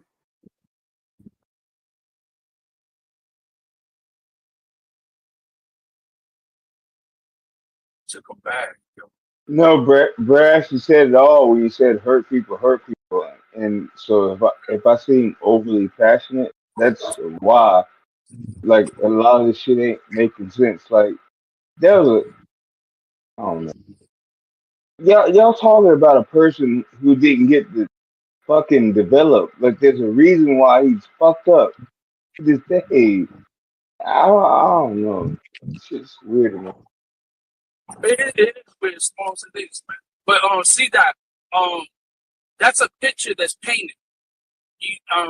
When you had mentioned that Lance Taylor unified the gangs, right? That is an interesting mythology that I used to believe in. Now, what's the proof in the pudding? The proof in the pudding is that when you hear, like, you don't even have to meet these people, you can see them speak on it. These are spades. Lance Taylor wasn't old enough to be a spade. He was a baby spade. He also was not a warlord, just as Zulu Nation didn't come about in 73. It comes about 76. Some say 77 maybe, but I go with 76. Now, the other proof of the pudding is that you can watch the video on YouTube where the Ghetto Brothers, because Black Benji was killed, they are the ones that organized the Spades and the Peacemakers and the Savage Nomads and the Savage Skulls, white people. That's that group. They did that. So there's footage of them on Poe Avenue in the Bronx in a facility, and you see Spades, but you don't see Lance Taylor in this thing. And so he's very much like his master teacher, Dr. Yo, because he takes scenarios of history and he makes it seem like he's the Forrest Gump, like he was there. He did this, he did that. And it's like, nah, you might have been alive during those times. You might have gone to a place where these people meet. Now you're right, but I didn't get that story from him though. Like, I got those, like, everything I know about Bambatta from this is people. But yeah. There's people who, I mean, bro, I didn't stop believing that I would say until probably about 2016, 17. So it's not something like I knew, you know what I mean? We're only talking a few years, you know, but there's a lot of things. It's like I was telling Hits the other day, we were talking about that subject of who created hip hop and all that. So I used to believe that was Kool Herc, Lance Taylor, DJ Grandmaster Flash. Kool Herc was the godfather, and Lance and Flash were the fathers, and these are the three pioneers. This is the holy trinity of hip hop, right? But how could he be a founder of anything when you have other people that were DJing before him? Just because you had an eclectic collection of records, which he has, just because he knows his music, which he does, just because you created an international hip hop organization, which he did, does not mean that you're a founder. Doesn't mean you're a father. It doesn't put you in that. So there's an exaggeration. You know, he's also known as the Amun Ra of hip hop, and Ra spelled the same way as the Nuwapians spell Ra. Like he really wants. I honestly believe in my heart of hearts that he wants to be the hip hop Dr. York. I really, truthfully believe that. He wanted to purchase land. He wanted to have. I really believe. I really, really, really believe that, because if you ever hear him talk, all he does is he regurgitates a Dr. York video, a Dr. York book, and that's it. And then he'll throw non-Temple Moore concepts in his talk. That's it. Reptilians, Woolyites, Greys, Anunnaki spaceships, reptilian people, code breakers for movies, because the movies, Hollywood is putting the truth in the movies, and you got to decipher the movies. And then Dr. York talk shit. Or Moors, you know what I'm saying? All that. He wanted to be that. He wants to be that guy, man. Can't nobody change my mind on that. It's like clear as day. Clear as day. Except York, like Yeah, that's like some New York shit, though. It's like all the New most. That's what I mean. It's just a part of. You know what I mean? Like, is that to have one type of everybody follow behind the program? So I agree that Bambatta in this mess with the kids, probably be one of the most powerful people in the world. But because he got caught, like it tore down the nation. Expected today, but it won't, because of the fact that it's not.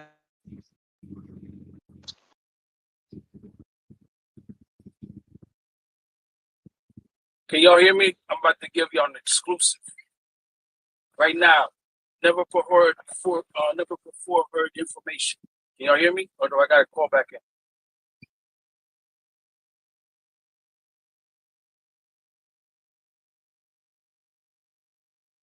We're hearing you. We're hearing you. No, this pseudo shit run deep in the conscious community in New York.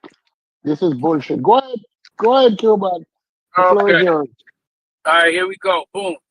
I was told by a registered member of the Nation of Islam, who has been registered for well over 20 years, and a respected person in that group. So I asked him, I said, is it true that when this stuff came out, that Lance had spoke to the minister? And he told me that it's actually true. And that the minister wanted nothing to do with him. That's what he told me. Now, I have said this numerous times, and I've been saying this shit since 2016, and it has not been answered to this day. When you look at where Lance Taylor went in the world of media, he went to number one, he went to Rolling Stone magazine. Then he went to Lisa Evers on Channel 11 News. And then he went to Ed Lover and Moni Love. Now, let me show you what's interesting in all that. Moni Love, Ed Lover are Zulus. He went to a safe haven. He went to a place where they're not going to ask him challenging questions. Lisa Evers' ex-husband is the founder of the Guardian Angels. The Guardian Angels in Zulu Nation used to be tight. There was always a relationship with both. So you go to Lisa Evers, safe haven. You go to Rolling Stone magazine. You're considered the second founder of hip hop, safe haven. Why has he not ever gone to the Final Call newspaper? Why has he not ever gone to Amsterdam News? Why has he never gone to any black media outlet? And this is a guy who's named after a South African warrior of iniquity. Africa Bambatta was a real person. You're named after this person. The group is named after that group as symbolism to saying resisting against oppression. You rock the red, black, and green flag. You wear Africa medallions. You talk about Elijah Muhammad, Noble Drew Ali, the Black Panthers, Minister Farrakhan, Dr. York. You talk about all these black leaders and black situations and upliftment and all this shit. But you motherfucking never went to a black-owned, black media outlet to defend yourself. You was a fucking lying piece of shit, fucking fat coward that was nasty, dirty sweatpants and fucking Crocs. You was a piece of shit. And nobody asked these questions. And they believe that he's fucking innocent because he's fucking Africa Bambaataa, just like Dr. York is fucking innocent because he's Dr. York. What did you do? What did you build? What did you create? What did you teach? What did you write? What videos did you make? That's the fucking deflection you get. Oh, it's Brother Polite. Brother Polite. You can't. Well, he's the young phenom. He's so intelligent. Listen to how he talks. You're just jealous because none of your women looks like his women, and he drives a Bugatti, and he lives in Miami, and he lives in Hollywood, and he lives here, and you're just jealous. Deflection. It's always deflection on these motherfuckers. Right. There cannot be no deflection. You cannot be swayed by personality. You cannot be swayed by words. Right. Because if you really look into what the fuck these people talk about, right? It's laid out, man. That's why I mentioned Polite earlier when Reggie mentioned Polite. I hope he comes in here. Because the last time I recall, I was the only person out there in Harlem that was going at Polite. And nobody else was. And I'm told to stand, like, just don't, because you're gonna, what, for what? You believe that women can bear children without a man? You believe he went on a spaceship and came down and learned 9 languages from an alien? You believe in the shit that he's scamming people out of his money for? You believe the shit that he actually fucking says? Like, have you ever read or listened to Dr. York? All he did was regurgitate Dr. York, and he added economics. That's what he added that York never taught was economics. He put economics in the equation, and then he called it New, N-U, covenant. Just like New Wapian, N-U, Wapian. And all he did was create a Nuwapian sect. And I was saying that for the longest, but I'm the crazy spick, and I'm jealous, and I'm an agent, and I'm a reptilian, and I don't know what the fuck I'm talking about. Lo and behold, look where the fuck we are right now with all these fucking people. And look. So that's why I get annoyed with shit I get annoyed about. And that's why I get annoyed when I hear people talk about certain retarded fucking concepts and ideologies. That's like, yo, did you know where the fuck you got them from? Like, the people talk about who's the founder of the conscious community. Look at a Madame Blavatsky. Look at a Aleister Crowley. Look at what they taught and see how people down the line, like a Drew Ali and a Dr. York and other people, implemented and took some of those esoteric concepts and brought them into the ideology of what they define as a religion that they twisted and molded into their own thing. Like, the shit is the shit's fucking laid out, bro. Like, it's laid out for everybody to look at and be like, yo, this is fuckery. Well, Cuban, you gotta recognize when people come off mute, and like that's literally what I'm doing right now, bro. Like, I appreciate what you're saying right now. I know a lot about what you're saying if nobody else does, and Cuban he's talking that shit. So, bro, like, it's not that nobody doesn't appreciate you. It's just that, when you tell your story amongst the certain people like right on, bro. Because I know about man Cuban real. Man, let me shut up. Okay, so Well, I just came back This on nigga, because this oh, nigga, oh, oh, this nigga is so crazy. so Brad, I've please, been. Go ahead, Reg. Go ahead, Reggie. okay, so Fuck I'm niggas just crazy. coming back on. I'm just coming back on because somebody said that I was capping about Yeah, see, what? I said you was capping, brother. I said Okay, you was well, capping. okay, so C Dot is I don't know too much about my brother C Dot. Is he from the Bronx? I don't know. He's in here though. He's talking. Yeah, C Dot. I don't know if they figured it out too, Reggie. Before you go off, I don't know if they came to some kind of understanding. But he started it off by saying I'm you was capping. capping because my question was About what? and C Dot you can speak to it, but my question was if the I remember the story about the van, I remember about the cookies on the bed, and this is 70s, But I 80s on never a Sunday. said that. Hold I on, never said. Reggie, hold Yeah, on, but real quick. because I Go heard ahead, all of that. clear it up. Go ahead, clear it up. Go ahead. Yeah. So look, right? When I do the metaphor of cookies on the bed, that means if you take it from somebody, they're gonna ask you. I never said that. I never implied directly about some cookies on the bed with Bam. What I said was generally, if you take it from somebody, at some point they're gonna ask, right? So they're gonna ask for I don't what understand what that means. I don't understand what that means. no, I just how don't. I can mean, I don't know. I get. I don't get how you're saying that in a BAM conversation and not talking about BAM is what I'm saying. yeah, And well, like a 15-year-old supposed to know I'm jail talking. rules. I'm talking. If you generally, if you, You know what I if mean, Reggie? no, I don't know what you mean. I mean, like, we was having a larger conversation, right? And What is it, Jeffrey? yeah, That's chef. Oh, That's chef. yeah. okay. So Peace, I understand. I understand that concept, right?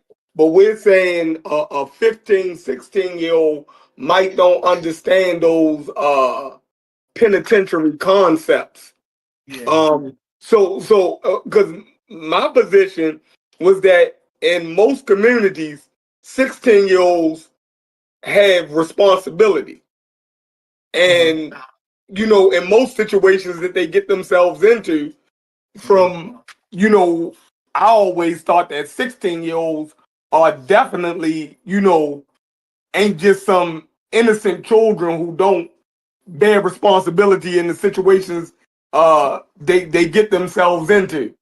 So that went off into because I didn't hear your story about him being actually 15 and African Bambaataa was picking him up and the dude might be a little bit like have might be a little Like a slow. mental. Yeah, Yeah, mental. No, I you never get what I'm said. I saying?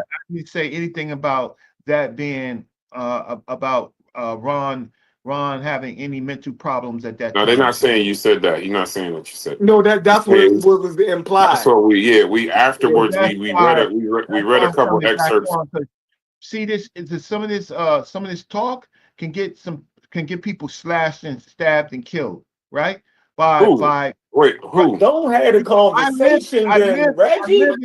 I live in these neighborhoods, Wait, right? then you don't got to talk about it. I don't want to put you in that kind of situation. Right, right. But see, when people are going and then I hear stuff that I did not say, and I largely said there was bigger problems in the Bronx than Bam. Bam Bam was just somebody that you know of, right? There's so many more that you don't know of, right? And there's some people that you will never talk about, like Preacher and them. You will never talk about Hey, Yeah, those hey guys. Reggie. Hey yeah, Reggie. the You black can talk hand. about Bam. But hey Reggie, what year was this? That you're talking about you had the encounters with the brother Ron and knowing that he was hanging out with Bambaataa. What year was this around?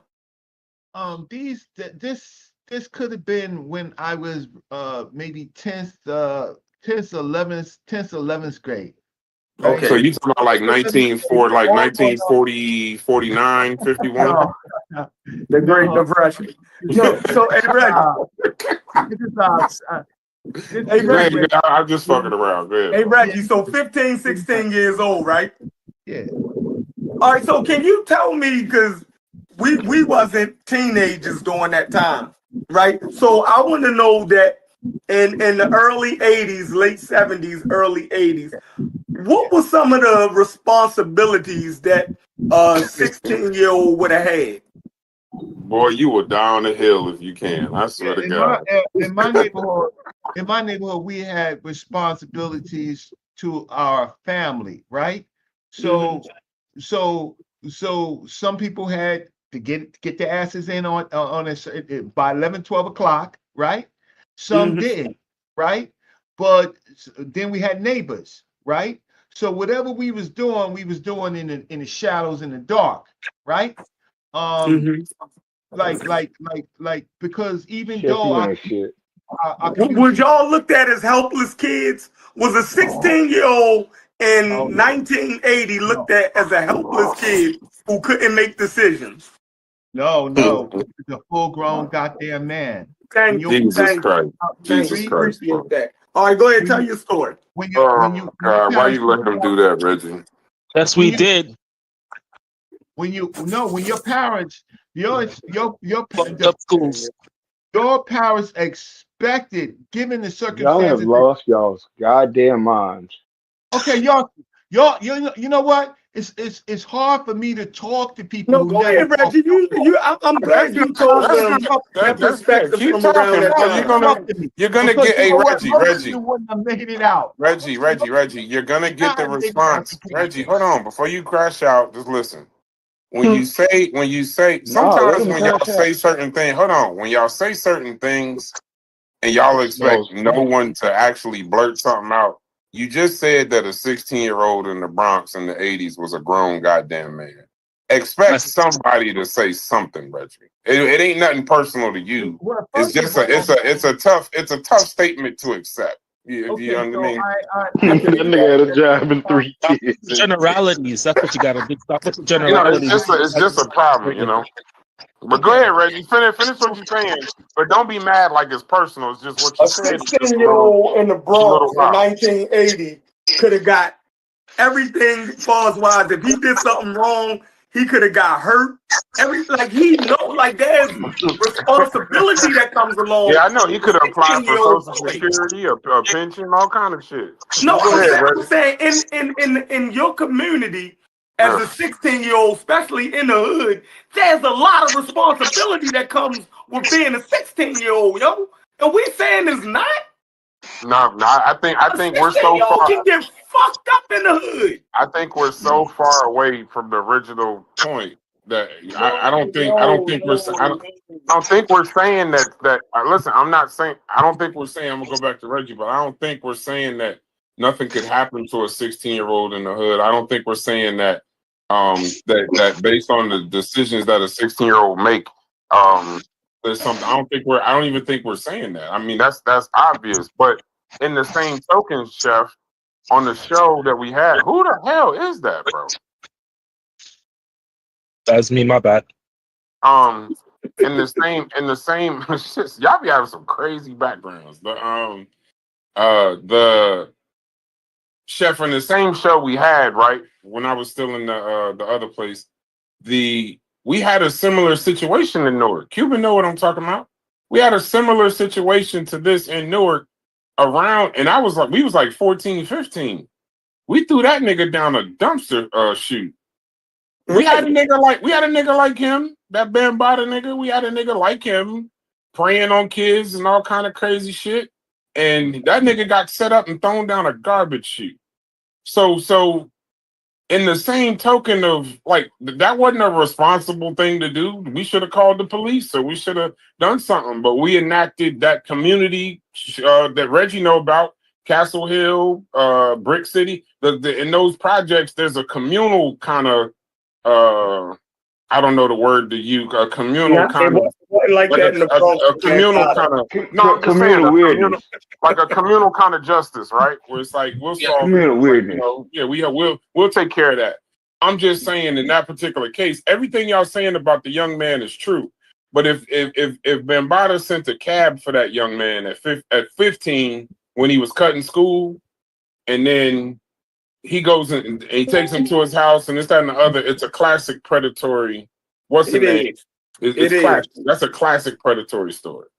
Matter of fact, you know what I watched the other day because of you old ass niggas in here? You remember y'all was talking about different strokes, right? So I started YouTubing different strokes. There's an episode. That shit traumatizing with Dudley and Arnold.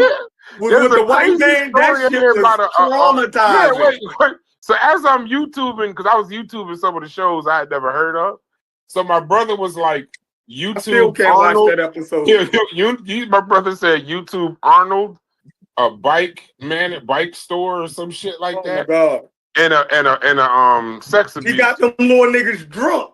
Wait. Made him So take their clothes off. And what's the friend's name? Dudley. So he had in a situation, and now I'm listening to what we talk about. Yeah.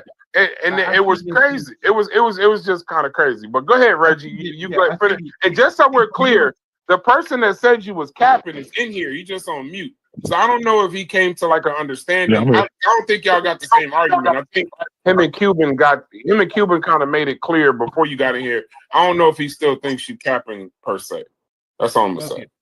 All right. Later on. He explained everything. The difference is, listen. That's him right there, Reggie. C. Dot. He was just talking to you. That's him. In my community, people do know me, right? I'm a real person, real live person, right? And so when I have to be very cautious, though you think I'm not being cautious, I am very cautious about what I say, right? Mm-hmm. You may not think I am. What I've always said, this is worse problems in these communities than BAM. BAM is somebody that you hear about, right? But there are bigger problems. Ron Savage, he was just told by a number of people on the block, don't leave the block, Ron, right? What you're doing, you're not gonna make it, you're gonna run into some trouble, right? And there's trouble in Bronx, and it's just not BAM. See, that's the problem. It's just not BAM, right? But there is some issues. So he's not a child. He's not, Ron at this particular point is not a child. He's on 42nd Street. He's in the clubs, right?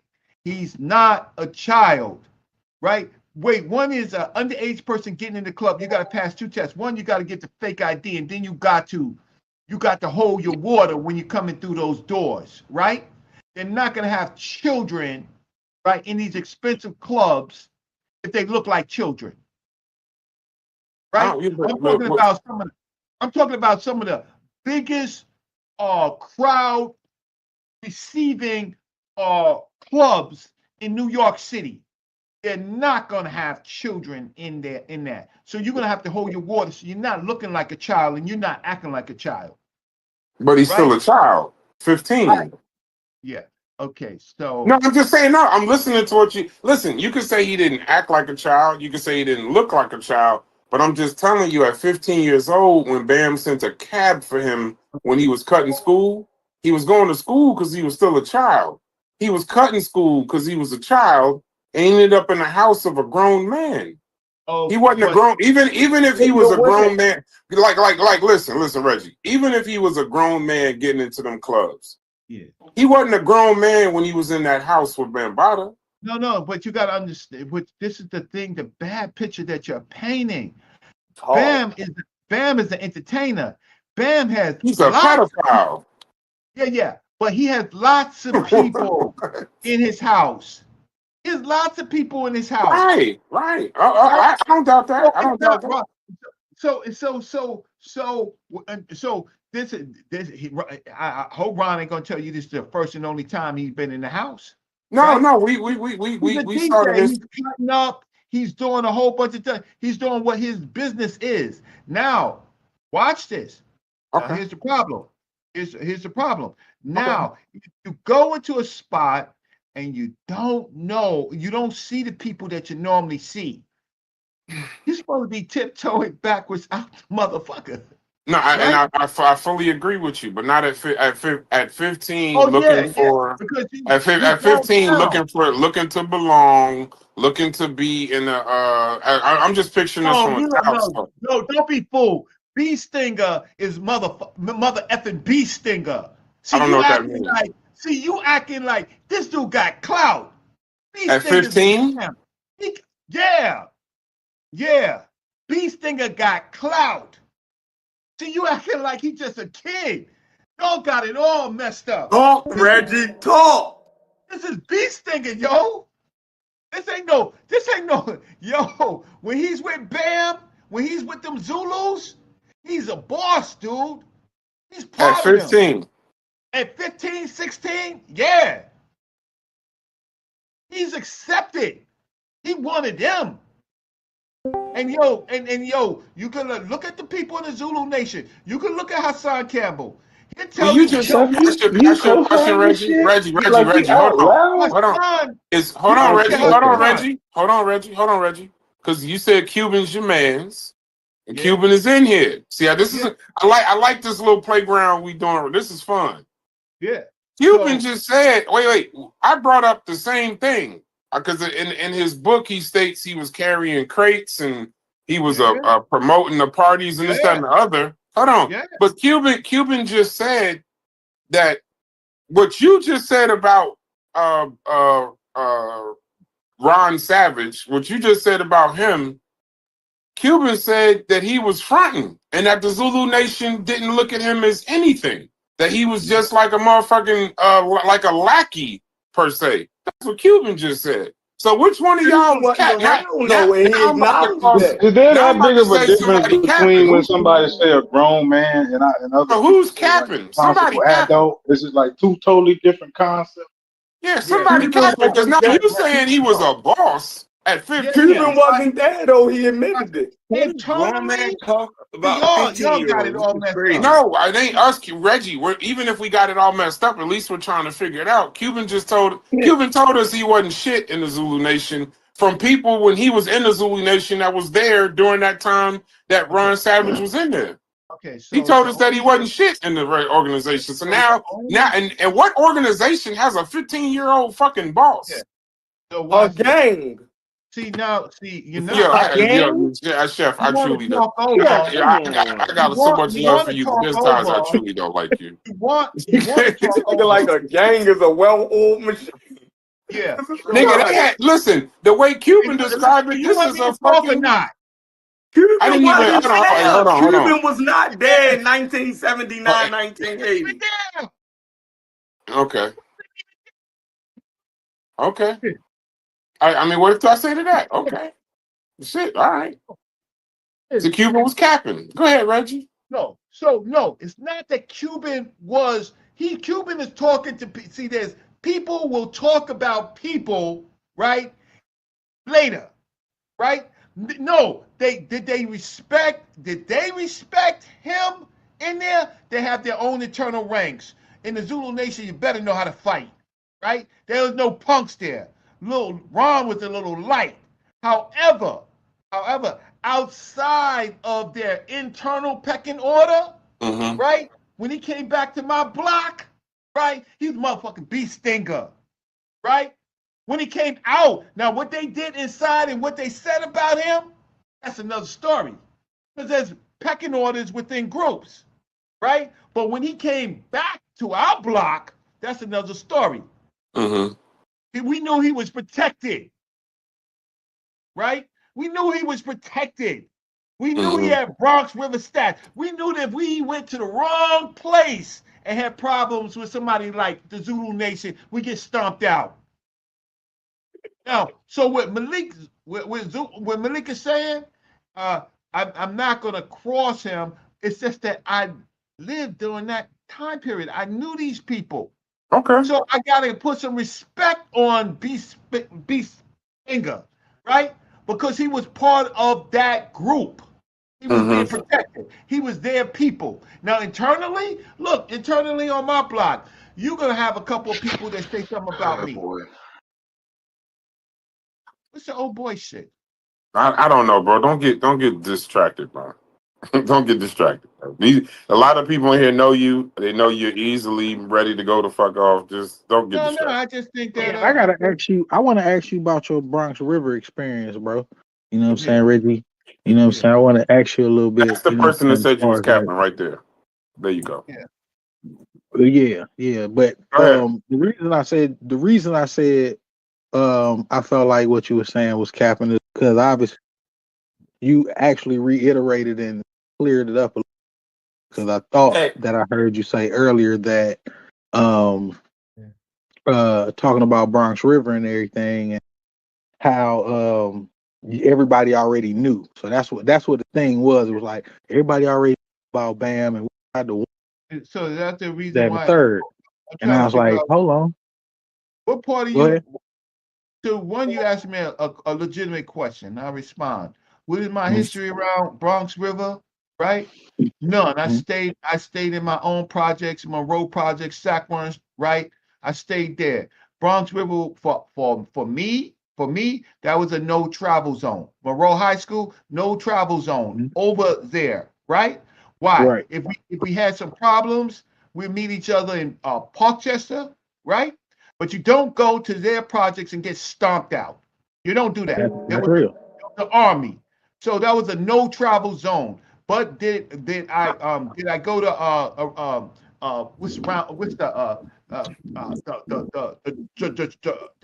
authors round table? Yeah, I've been there. Right? That's their coke spot. Right? Like in Soundview, there is Cozy Corner. Right?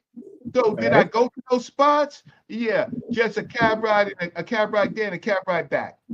But I can take the word for it, especially talking about you couldn't go to Bronx River because most people couldn't go to. I couldn't go to Bronx. Like I got checked as soon as I stepped through the gate. It was already niggas at me like, "Yo, who is you? Who coming to? Y'all make New York sound like a place not to go to, bro. No. That's what I'm saying. I don't want to get it twisted because like it's so much like it don't sound like a safe place. It's close knit. That's what it is. It's close knit. So if they see somebody over there that they ain't used to or not familiar with, then automatically they gonna see what you over there. A lot of come on to get off. When I say little dude, in those days he was young. He a soldier. He'll run right up onto you, man. So yo, who you? Yo, who sent you? Right? And then it'd be the littlest dudes, right? Who are soldiers. So look at Hassan Campbell, bonafide soldier, Bronx River. Right? Any age, 14, 15, 16, he's a shooter. Right? So bonafide cat having problems with other big dudes in other projects. And I mean big dudes, I mean killers. So he had problems with people in Bronx River. Like Hassan wasn't no. I mean, like I said, I don't like Hassan personally. Didn't he get molested too? Yeah, he did. So why all these big ass gangster bosses? Why all these big shooters and killers and all this, that, and the other? How they all end up molested by Bambatta with all this gangster shit? Because their prefrontal cortex wasn't developed, bro. No. Oh my god. Well, Bambatta groomed Hassan. He didn't just. You got to keep in mind that there was a black book. and in the black book, that's what I'm noticing. Nah, you Cuban, you was capping, bro. There's a lot of undeveloped prefrontal cortex. Cuban, you was capping. You said that. I'm glad you Baltimore. I listen. You Baltimore dudes. Yeah, I got to give y'all some respect, right? I gotta give you some respect, B-More, right? Right. Y'all got great carrot cakes. That's it. But the soldiers that came from New York to B-More in them early days, they were our soldiers, right? And they ran all through B-More.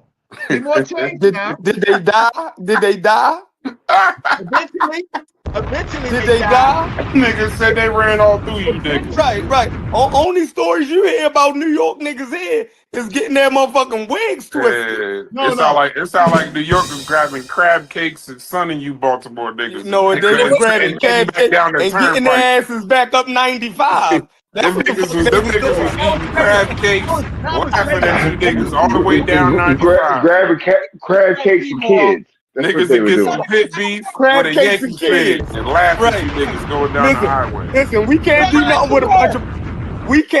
with a bunch of hyper-violent pedophiles. Like that's a little bit too much. Hey, chef, a bunch of thug pedophiles. That shit is weird. Thug pedophiles. What the I'm fuck? just trying to figure out. I'm trying to figure out when Bam was fucking with these niggas. Those niggas different. Where was the gangsters at? Where was all this gangster shit at? Like where was all of this? Biggie said that shit. Hey, Brands, Biggie said that shit in his rhymes. Biggie said, "Don't you know my nigga gotta fucking kidnap kids? Oh god, fuck them in their ass, throw them over the bridge. That's how it is. Yo, y'all New York niggas. Hey, I hate to say it, I'm from Ohio, man. Fuck all that. I said earlier. I just gave up all East Coast. Hey, you know what, nigga? I'm from the Midwest. Nigga gotta kidnap kids, fuck them in the ass, throw them over the bridge. Yo, y'all New York niggas, wow, that's crazy. It was a little wild. It was a little wild. Brass, I said earlier, I gave 3 reasons why things like this happen, but I give you 4, and the 4th reason is also the black vote. Yeah, but you was capping. About what? You said, and Reggie's here now. You said that Stinger B, whatever the fuck his name is, that nigga, he was not even like, I told you, I said he had some kind of stain. He was working with the Zulu Nation, this, that, and the other. You said the people in the Zulu Nation that you knew said that nigga was capping, that he wasn't really doing all the shit he said he was doing, and that this, that, and the other. Reggie came in this motherfucker and said now that even at 15 years old, that nigga was a boss in the goddamn organization. So which one of y'all is telling the truth? That's what I want to know. So this is what my question would be to Reggie. What chapter? What do you mean? What chapter was he? It's in the 80s. There was chapters back in those days. You had chapter 3, chapter 13. You had chapter 1. There was chapter 2. It was an organized pedophile. Cuban, don't fall for what they think. What I said internally is however they felt. Right? Here go Brass. What did I just do? Hey, watch this. Don't fall for a Cuban. Internally, right? They have their structure. Externally, when he stepped out the Zulu Nation and went to other places, he was a Zulu. He had protection, right, from the top. Now, I mean, I guess, but he was affiliated. I wouldn't say he was in. He was a boss. No, he used the words that B. Stinger. That's his name. That B. Stinger was a boss. Those were his exact words. And you said he was a lackey. Y'all so far on the side. Y'all so far on different spectrums. It don't make sense. Y'all saying this, it's so far on different spectrums. Somebody got to be incorrect. So who's incorrect? That's all I want to know. I think that he was used, and he was like, yeah, you Zulu, yeah. But he wasn't officially a Zulu. Like this, he was a boss. Cuban, what are you talking about? A boss of what? Easy. He was a boss in Zulu Nation. That's what Reggie just said. We didn't know. Look, watch this. External. Watch this. External. When people are external, when they come from an internal organization, external, right? We knew that when he came on the block, he had Bam's support, right? Yeah, because he was. Now, internally, he may have been all that you said, and I don't doubt that because he was always light. He was always small, right? He wasn't the monsters that I knew in the Zulu Nation, right? Right? Monk and all of them, right? Darryl, all of them, right? He wasn't. He Look, wasn't that. Reggie's saying that he was a boss in his hood. See, When he Bronx came back on the Bronx block, River is a boss maker. So when he came back from Bronx River, going to Reggie hood, Reggie was The like, leader of the all of them folks Zulu. over there was like, damn, bro, boss, because he kicking it with the Zulus. I get what he's saying. So when he would pop up with places, they were like, okay, he's Zulu. Like they viewed him as Zulu, though he wasn't Zulu. Though he was tight with certain people, and he was given like a respect. Like I know people like that. I understand.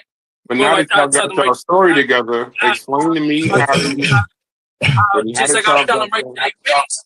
I tell but them now right that to their y'all got face. your story together. Okay, the story's together now. Please explain to me how this boss, all these bosses and shooters and killers, was still ending up. I told you, for the man. Rats. It's because one is different reasons. They were victims themselves, and it's just something they did. Then you have people that were enablers that knew about it, and Belly Bell's one of them. He said it on flight. Everybody knew. But this is the same guy we see all the time, shaking hands and smiling with Bam, but wasn't telling us nothing. All these dudes that are looked at as pioneers from the group, they're scumbags. Because they all fucking knew. So you have the enablers, you have the people that partook in it, and then you had the people that partook in it because they were scared, they were forced, they didn't have the balls, they didn't have the courage to stand up, to fight back, to resist, right? Brother T did. Brother T talked about that publicly. He was on the bed in Bam's room, they were watching TV, and fucking Bam is jerking off, and he attacked Bam and whooped Bam's ass, and a man had to pull him off of fucking Bam. So you got people that did fuck Bam up. Don't think that didn't happen. But you have that, and then you got the black book. He's taking pictures of the person, and their dick is in the picture, and I'm not even driving. I'm not even driving through the Bronx no more. I'm skipping the Bronx. I'm telling my GPS tomorrow morning. Don't ever take me through if he got pictures, word, you gonna say something? Let me show this picture to your mom. Let me show this picture to your kids. Let me Somebody should have let him show the picture so he can take his ass to jail. Somebody should have let him show a picture so he could take his stupid ass to jail. Like, damn, how long is that? How long? Like a movie or something. Yeah, we talking about. Yo, do y'all understand? Hold on. Hey, Cuban, do you understand that it's 2025, about to be 2026? We talking about somebody that's been molesting people for 50 years.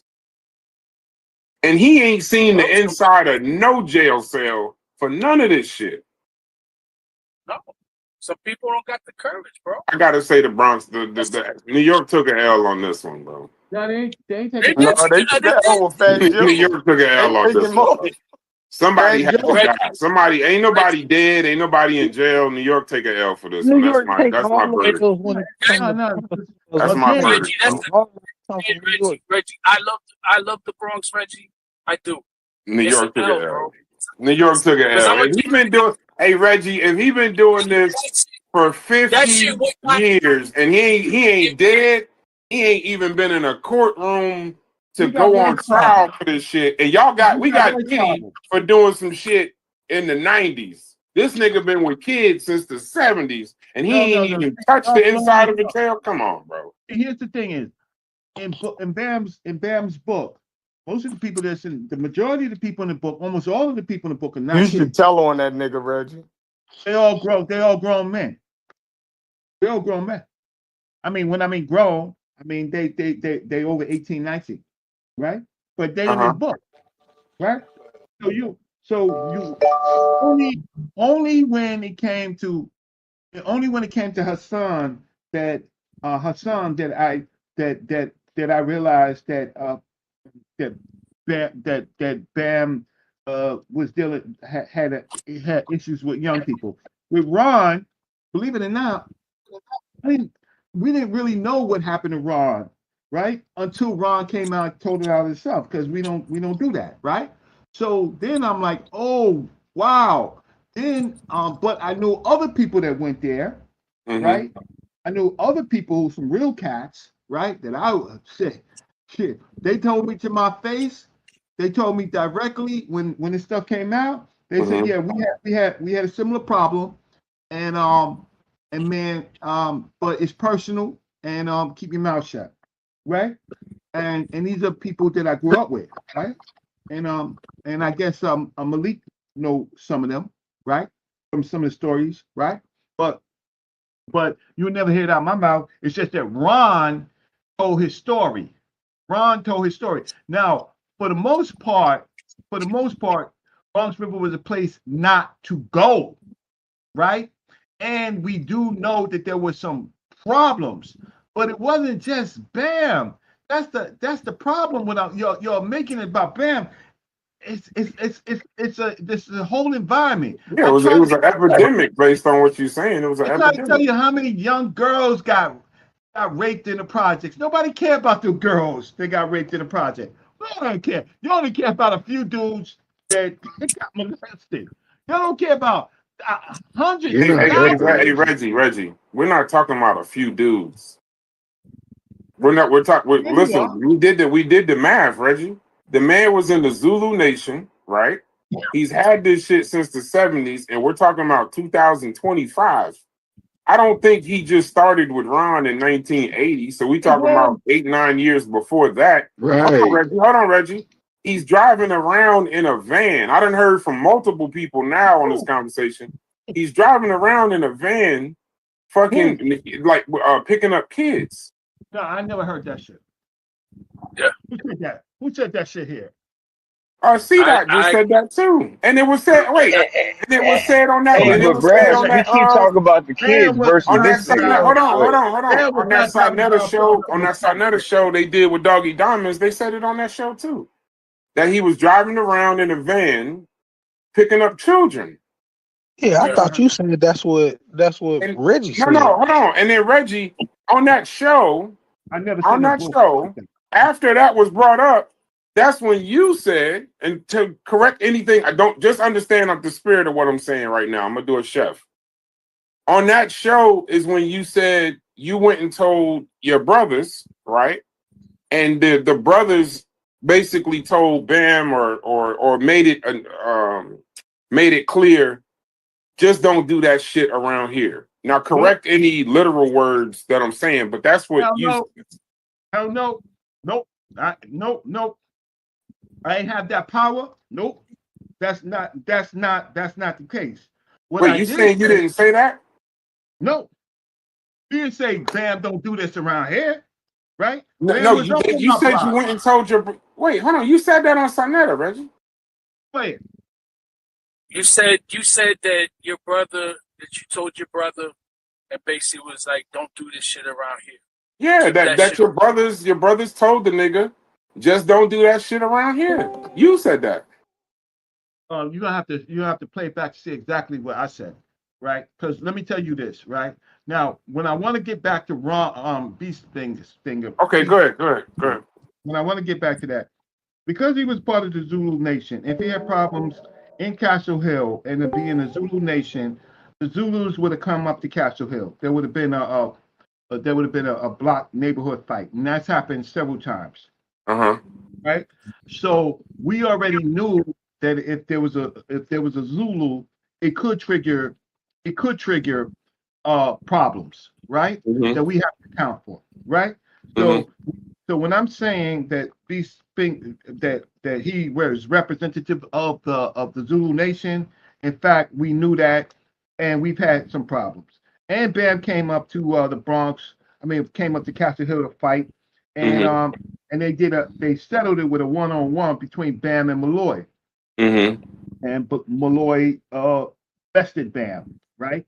I'm just put it like that. Yeah, I got what you're saying. Right, and then they went home. Get his ass beat. Oh yeah, Malloy was our gladiator. What's that dude, Troy? That dude that you put in Troy? Achilles. Oh, Malloy, he would go to any project and he would settle, like there would be like everybody's gonna fight, but then it turned out to be okay, your best against our best. And Malloy was our champion. He fought in Bronx Dale, he fought in Bronx River, he fought in Castle Hill. And Malloy, me and Malloy, we were good friends. We dated two sisters. Me Me and Malloy, we dated 2 sisters. Right? You sound like you was lucky to make it out, bro.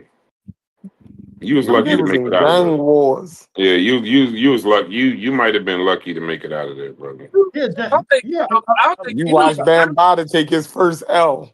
That's But crazy. this is the thing. This is the thing about Reggie, and like I'm just saying that this is a fact about Reggie is that people, geek on Reggie, but Reggie's family and who Reggie was affiliated with, you know what I'm saying? It wouldn't be wise to put your hands on Reggie. Just wouldn't. I was just, but first of all, in the early days, I settled it myself, right? In the early days, I settled it myself. It wasn't a problem. I'm a different type of person. I'm amazed at myself. I'm a passive person. I wasn't passive. I fought everybody on the block. You had to fight. So that's the other thing is, when did Ron ever say he fought somebody on our block? He didn't have to fight. I fought everybody. Right? Everybody on my block, right? Of the age group, because that's what we did. We fought. We find stupid reasons to fight. Throw up your hands.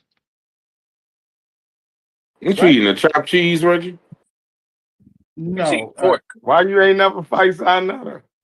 I knew you was about to say something stupid, bro. Good boy. Good boy. Ain't no reason. No reason. Chef is a fucking mess. We're grown people. I'm trying to find that video. Hey, Cuban, remember that video? What was the video about? What was that the time you got that dude that he got shot or some shit? Didn't he get shot? He got stabbed. No. I'm talking about when he was doing that stupid ass video, and he got shot. And they did a video on House of Consciousness. I'm trying to. It was Doggy Diamonds. It was Doggy Diamonds. There's another guy, man. I forget who this guy is. Like, he's not somebody who goes on there. I think he has like a channel. I forget who it is.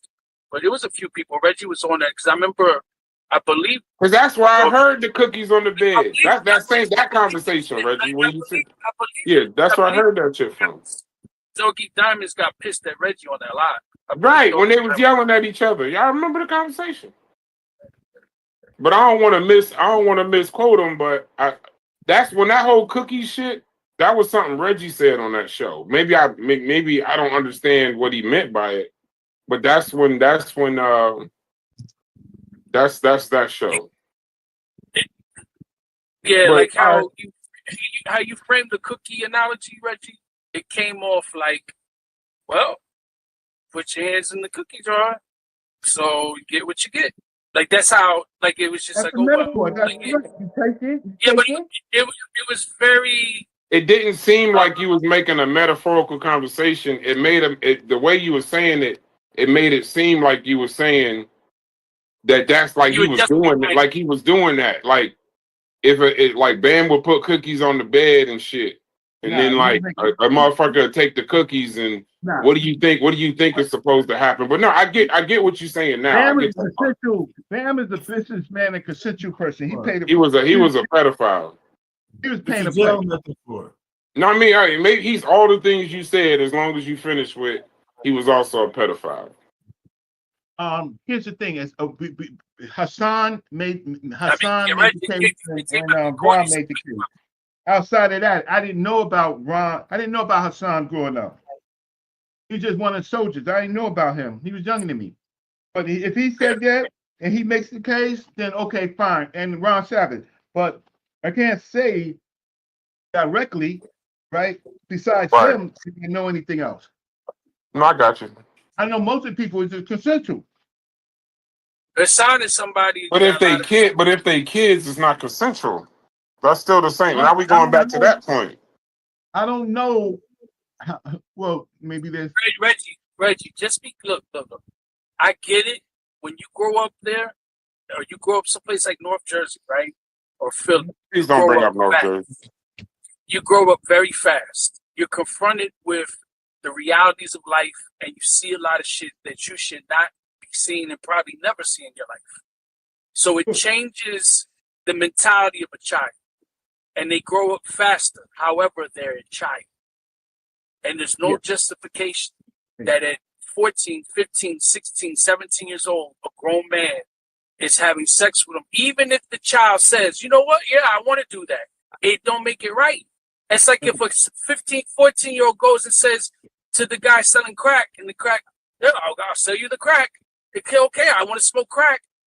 It's Just amazing. Because he wanted to do it, don't mean you do it. It's not right. 60% of black men in the Bronx who are sexually active, call them pedophiles, because the majority of the people that I knew, they dated women all ranges, right? If you could get an older chick and sugar late, or you bad, but primarily it was always younger girls.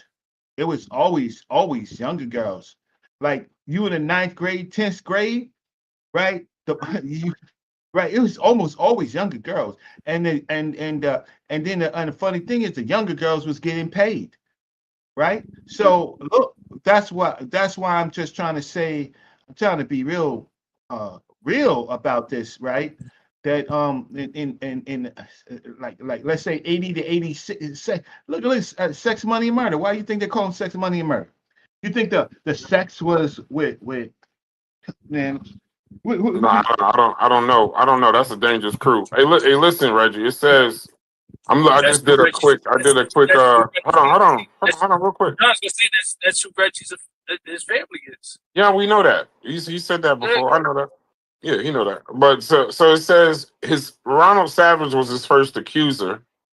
But it also says 3 other men came forward, all alleging sexual abuse as minors in the 70s and 80s. One of them was Campbell, right?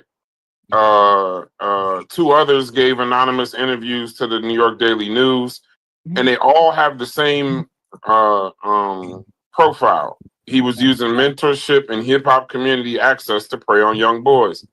Now it goes as far as, this is from The Root, New York Daily News, Pitchfork, and Ambrosia for Heads. Now these ages are between 12 and 17.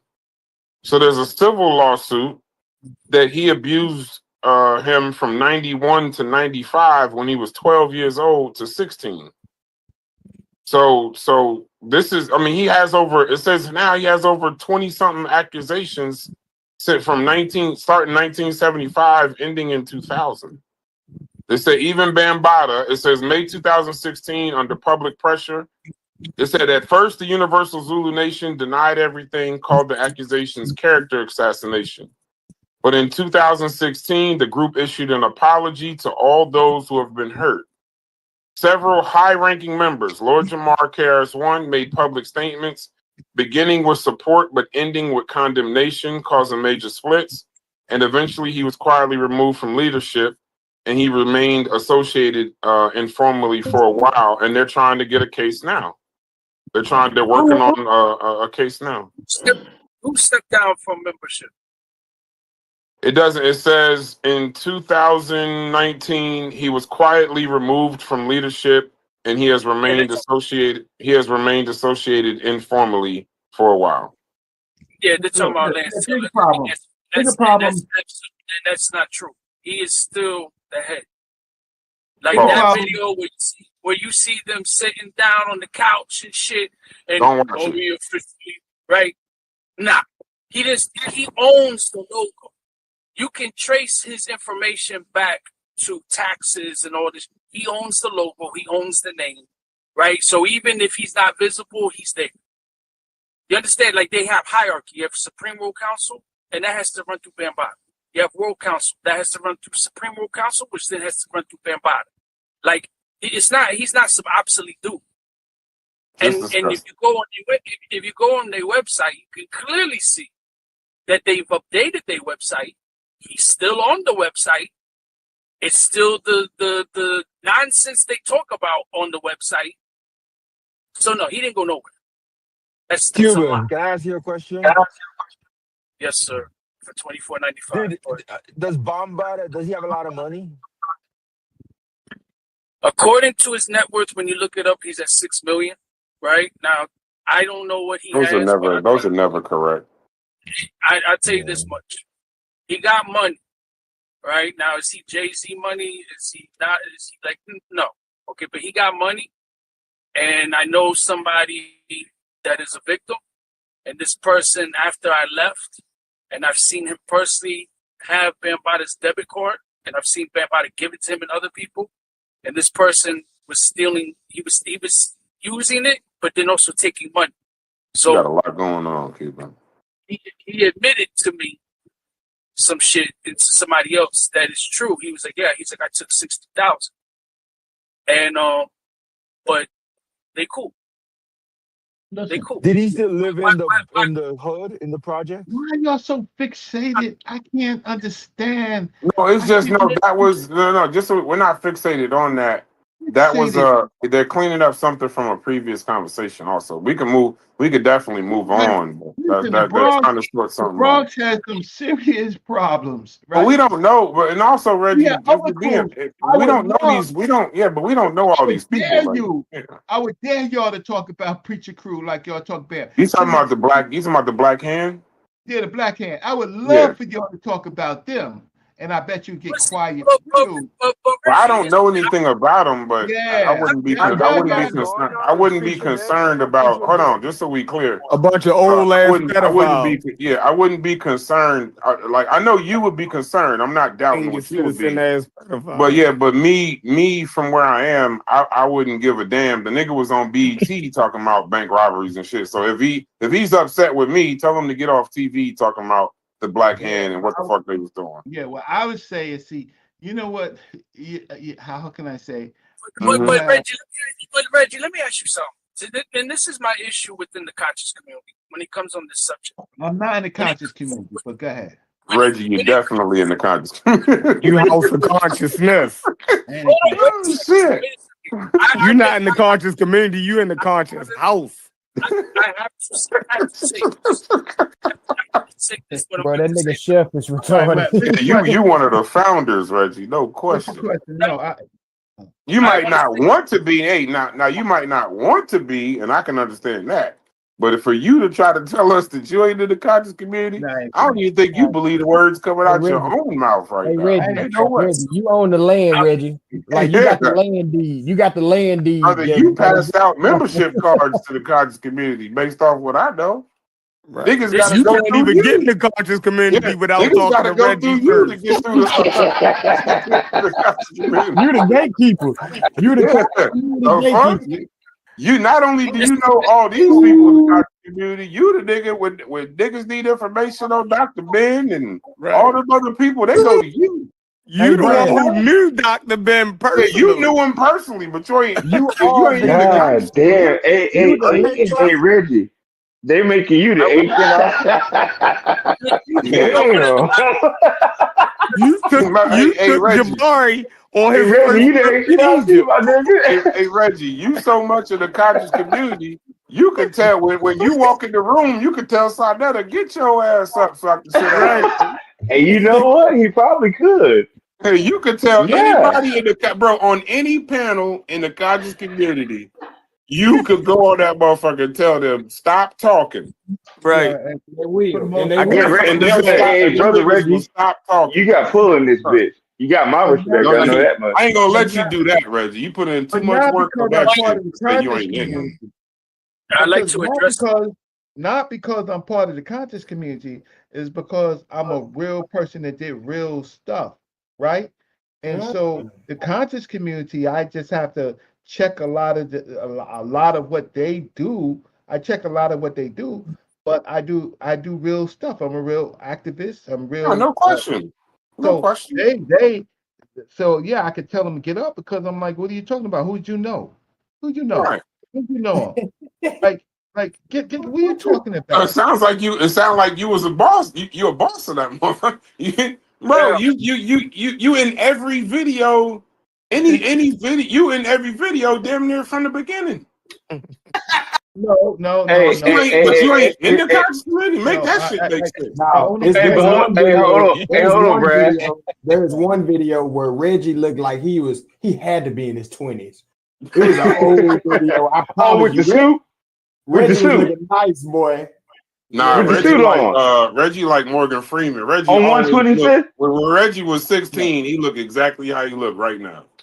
Reggie always Reggie been this then this since you've been saying pretty much on the same kind of, and not saying it's bullshit, but you've been kind of on the same kind of information wise from everything I've ever seen. You one of the only people that's been, well, there's been some people that's been consistently ignorant, but you are at least one of the people that's been consistent as far as your spiel per se, or your stance. So I give you that much credit. I definitely will. And Brass, you know what? To back that up, I'm gonna keep it real with you, Reggie. Back that up, bro, because they're gonna say I said. Okay. No, I'm just saying. So just say what you're saying. Just don't back up what I'm saying. All right, dude. I'm gonna say what I'm saying. Hey, Reggie, I thought you fucked the whole conversation up this morning, and come full circle. Smalls is telling you, I appreciate you, bro. Like, the conversation started with Step and Fetch It and hip hop and Logic, but it doesn't matter if we're on the same subject matter. Like, I appreciate you, brother Reggie. You even said I wasn't your friend earlier. I don't even care about that. I done donated. Like, I appreciate you, bro.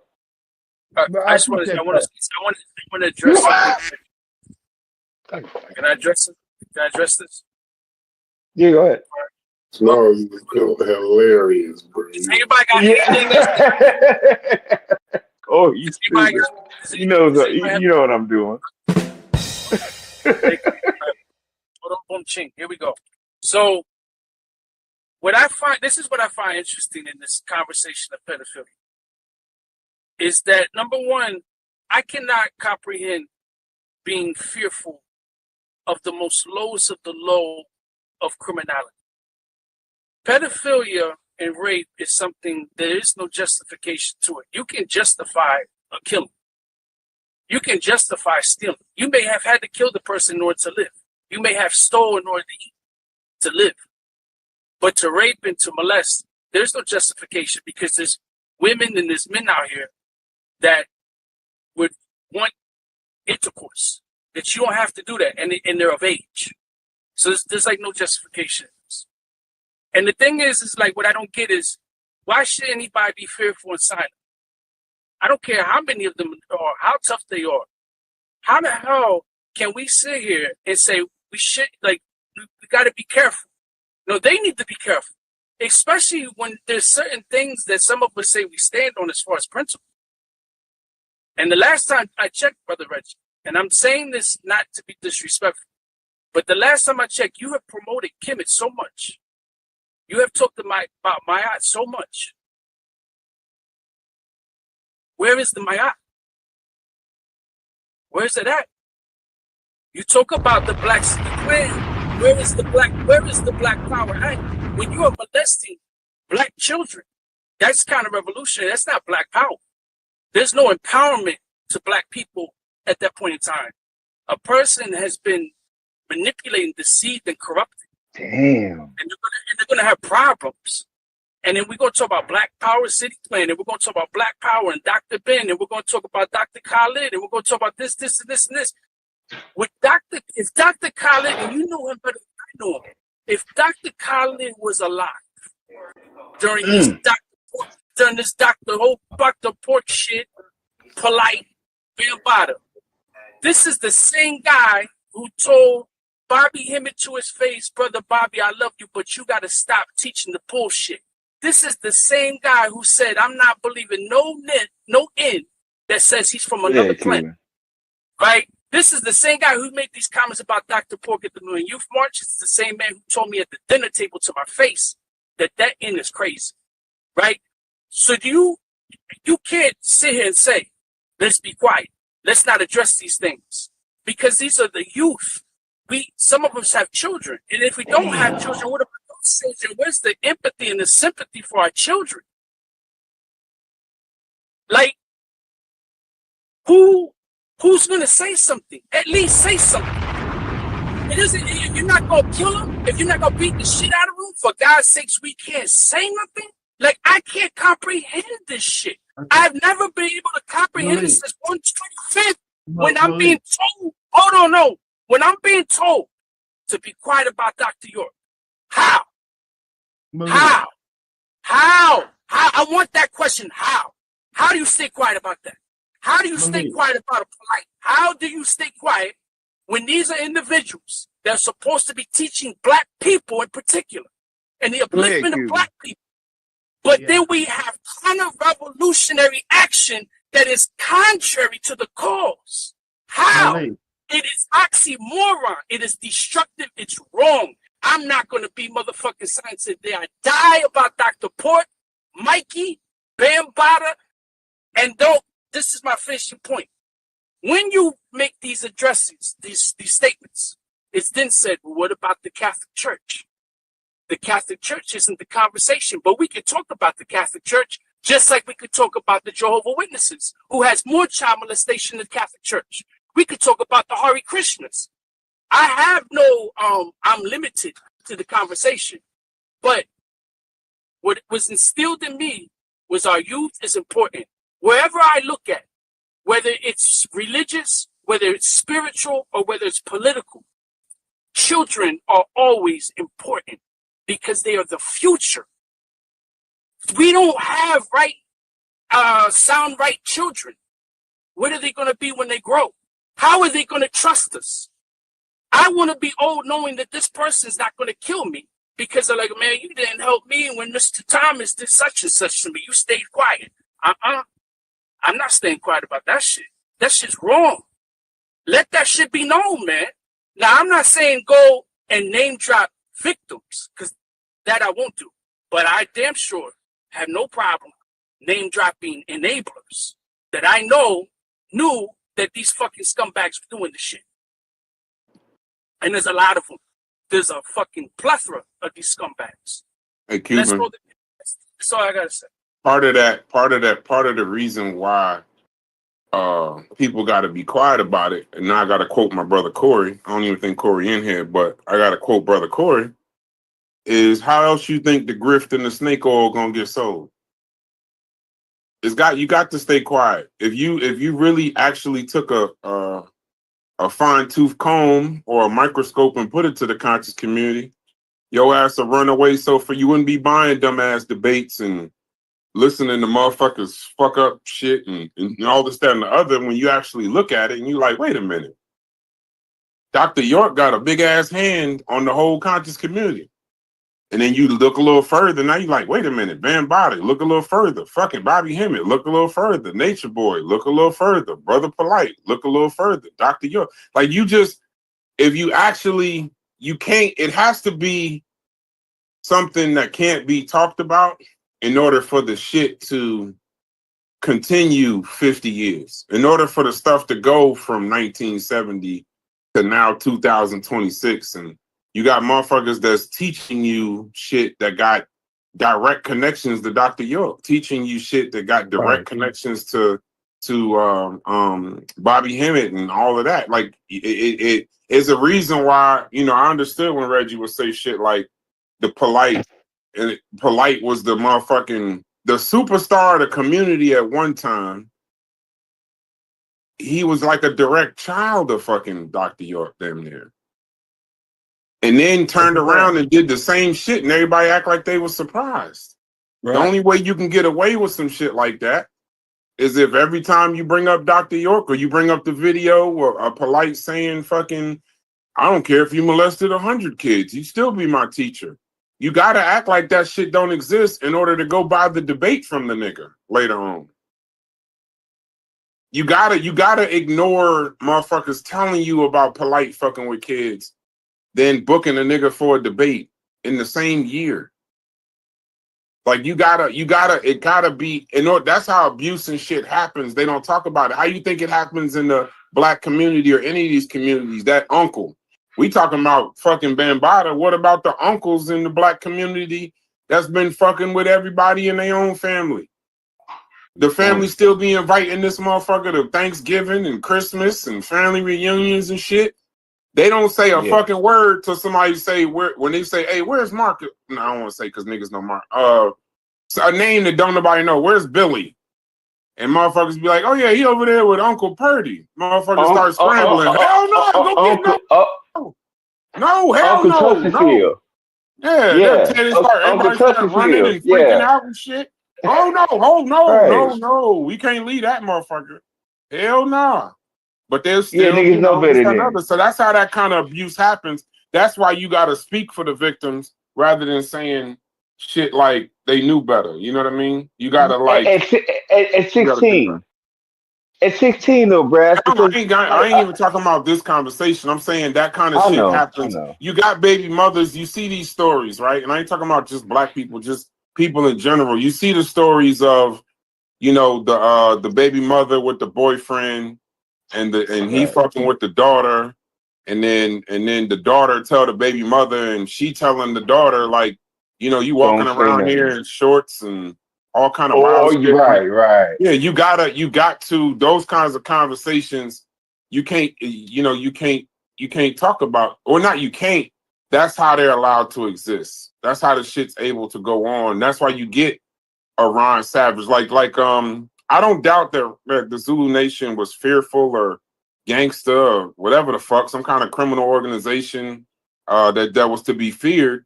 Because you look at Ron Savage's story, the nigga didn't say nothing for 39 fucking years. He didn't say a word. That's why when he actually came out and said it, I'm assuming people attacked him because he didn't say nothing for 39 plus years. But what takes is, one, you get that, like y'all said in the Catholicism with the preachers and shit. The Catholic Church was paying motherfuckers off, keeping that shit quiet, so the shit would continue. Yeah. You didn't have a pope until recently in the past 10, 15 years that would actually even speak about the atrocities these priests was doing to children. And then finally you get a pope that said, fuck that, let's lay this shit out so we can move forward. And they damn near ostracized him. Got him out of there just because he was bringing. They like, don't you know you ain't supposed to be talking about this shit? Essentially, so yeah. Get him the fuck out of there. Yeah. So good conversation. I don't went to the Bronx. Keep on. I need to go take a shower or something. Because the way y'all, the way y'all describe the Bronx, brother. Sheesh. Y'all lucky to make it out of there, bro. Y'all lucky. I definitely need a shower after this conversation, Brass. I feel you. It was a good conversation. I hate that the Bronx was like that. Because y'all say Bronx is on planet Earth. I think Logic said that and Chef said that. But based off some of these motherfucking I'm gonna be honest with y'all for real. I grew up, I spent some time in the projects, and I think some of y'all all spent time in the projects. This was not my project experience, so I gotta believe that the Bronx is a little different, brother. Did you ever? As a matter of fact, hey, brother Reggie. So I spent 2 years on Boynton Ave. I don't. What part of the Bronx? I love that. Okay, what part of the Bronx is that? Oh, that's kind of like Story Avenue, Soundview section. I lived there for 2 years. I hated it, brother Reggie. I lived on the 12th floor. Robin Gibbons because Robin Gibbons I was on the 12th floor, bro. Brother Reggie, I was like 4 years old. I couldn't go outside and play. That's right. You're damn right about that, because you had the lots right there. You had that big old. It was now it's a baseball field. Shit! You know what I'm talking about? Okay, right. Go ahead. There's a lot of bodies buried there. A lot of bodies buried there. So that was one of the graveyards right outside Boynton. Okay, well, hey, I didn't even know. That's and brother Reggie, I was not arguing with you earlier. I was really trying to get clarity. Go ahead. And then down the street, and a dollar cab. We used to have dollar cabs.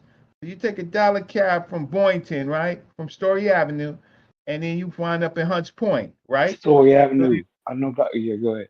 Yeah, right there. Story Avenue is the main drive that goes right through Boynton and stuff. Then you take a dollar cab, and then you be in Hunts Point, and then Hunts Point is Hooker's Point, right? So that's why I was trying to ask you, did you know about that? Because no, I didn't. Well, we had Hunts Point, Hookers on the Point, right? Yeah. So Hey, brother Reggie, I was 4 years old. I didn't. I wasn't allowed to even go downstairs. majority the rites of passage was when you was in the crew. When you was in the crew, them old dudes get you in the car because you a part of them now. They take you down to Hunts Point, right? And they call the broads, right? And they serve you up. That you couldn't be that you couldn't be with them and didn't deal with a woman, not a girl, a grown ass woman, right? So that would be shit. What do you shit? So the Well, Bronx, the hey, Bronx brother was Reggie, I was right around the corner from that shit, and I didn't even know it. Just to let you know.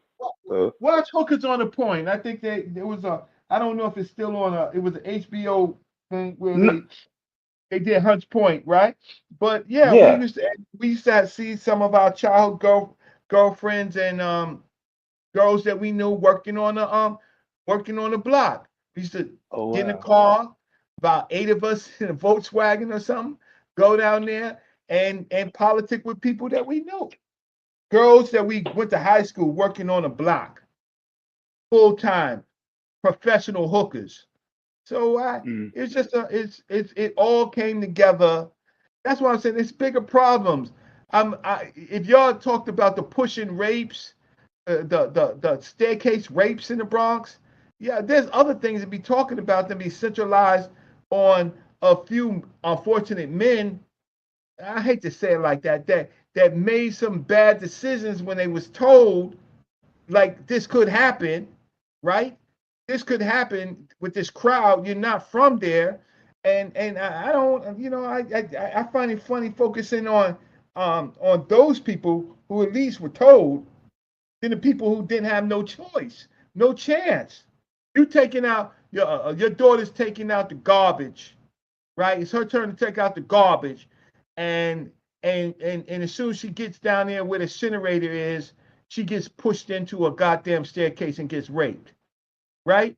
And what took you so long, right? Like that. This stuff happens. They would wait on your floor for people, right? In the project. Go. I mean, it's Sex, Money, and Murder. I mean, prequel to Sex, Money, and Murder. I don't know if y'all ever watched my little YouTube video on it and read the comments and see if I'm wrong. It's just a hard. It's just a. It was no different than Brooklyn and some other places, but a little bit different.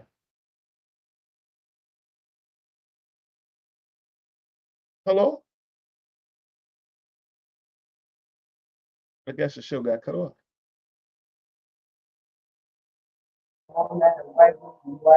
No, you cooking, Red. Yeah, but I do have a real video. I show you. I talk about, man. Here's the thing. You live on the 12th floor of the project, right? Right. Yeah, you couldn't, brother Reggie. My phone was away from me. Like I literally live there, and I'm not aware of what you're telling me. So that's Yeah, why you when live on the 12th I floor of the don't mean to project. give New York a bad rep. Like No, you can I'm give them a trying to bad rep. understand, but I, you can live on the 12th floor of the project, right? Watch this. 2 elevators, one not working, right? Now check this out. You live on the 12th floor. You got to go to school. You got to go shopping. You got to go to you got to do it. You Bro, got to do a you whole. go talk about Soundview. You know, I was born in the Bronx, right? Let me tell you where I was born at. You know where Washington and Tremont is? That's where I was born. I went to PS 58, and I went to that. I was born and raised in that corner right there, and then I moved to Allerton Avenue, Pelham Parkway, but I hanged out with a whole bunch of people. Man, that homosexual experience, bro, is very. It's not like you don't hear nobody talk. I mean, it's the same people talking about it. It's like not like everybody experienced that. So you really got to make sure that it's not like it was a hip hop experience in homosexuality in the Bronx. That wasn't happening. Yeah, well, wait 1 second. I gotta take a call. I'm gonna mute my mic. I'll come back. Who's this?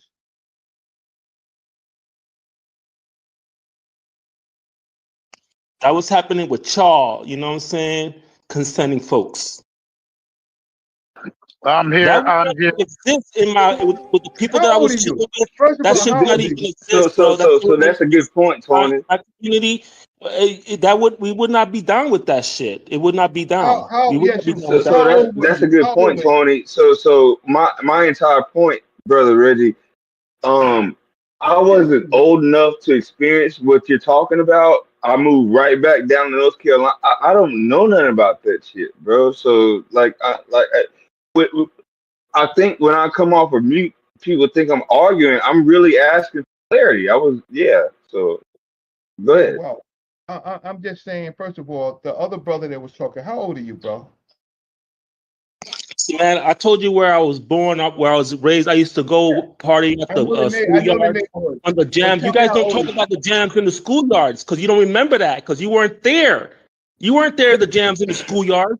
You guys never talk about the jams in the schoolyards where it all really started. Okay, you don't remember that shit.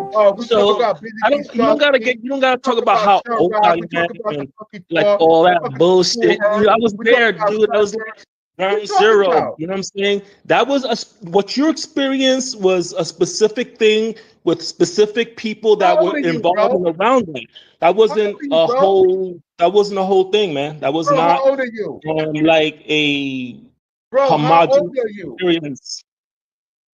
How old I'm in my 50s, early 50s. Okay, so what block parties are you talking about? Where at? In the schoolyards, all the schoolyards. That's where they all started. What schoolyards? It don't matter. I'm just telling you what schoolyard. We're not going to ask. We're not going to go questioning road. So they had jams in Catholic school park. They had in the schoolyard. Listen, in the schoolyard. Remember, like in the schoolyard at night on weekends, they used to bring all their speakers and all the rappers used to come out, and all the MCs used to come out. He's asking you what location? In the Bronx. Where? What part?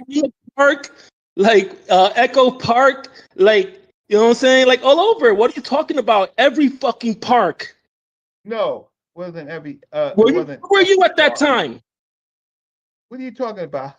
I'm in Castlewood Projects. I'm living in Castlewood Projects at 88. What are you talking about? Look. See, this is the problem. I'm gonna put a song. I'm gonna put a hip hop. Oh shit! I'm gonna put a song in the chat. It's gonna talk about exactly what I'm talking about. It talked about when we used to throw parties in the schoolyards, and then it got so crazy that they had to close it down and throw them into fucking clubs and make money, and that had to close down because we need to shoot that place up too. Okay. Look. You know what I'm talking about now? Wait. MC Shan? Yeah. Wait, hold on. First bunch of thugs. Bunch of hoodlums. I think a little bit. We started going to the parks, me, myself, roughly 78, 79, right? 78, 79.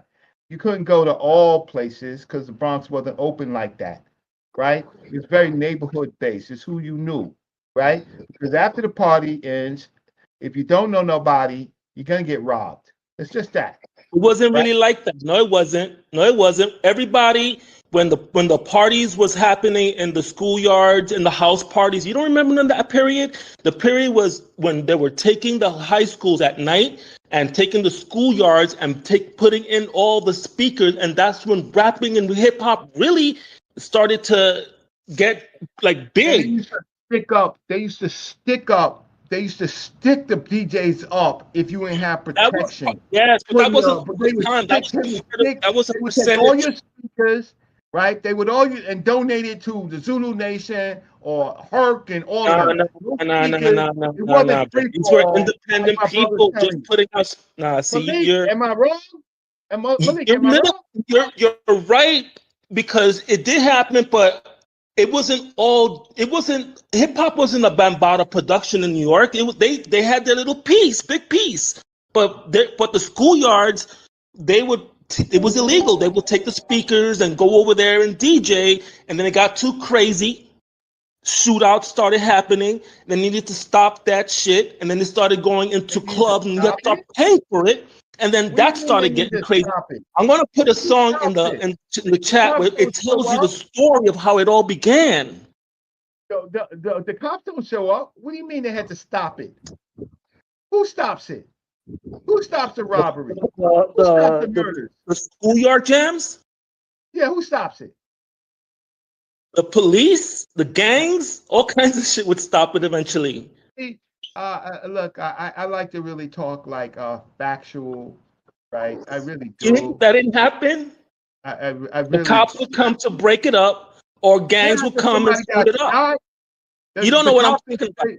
Stay away until there's violence where they have to act, right? They would rather not come into a melee of people with sawed-off shotguns and stuff like that who can get them in the dark. No, I'm not talking about you off on some other thing. I'm trying to tell you, like in the beginning, when they were jamming and starting, it was started in the schoolyards, and then when people, we would go to other neighborhoods and other people's communities to the schoolyards and party. Let's go over here, yo. They have a jam over here, yo. They have a jam over here, yo.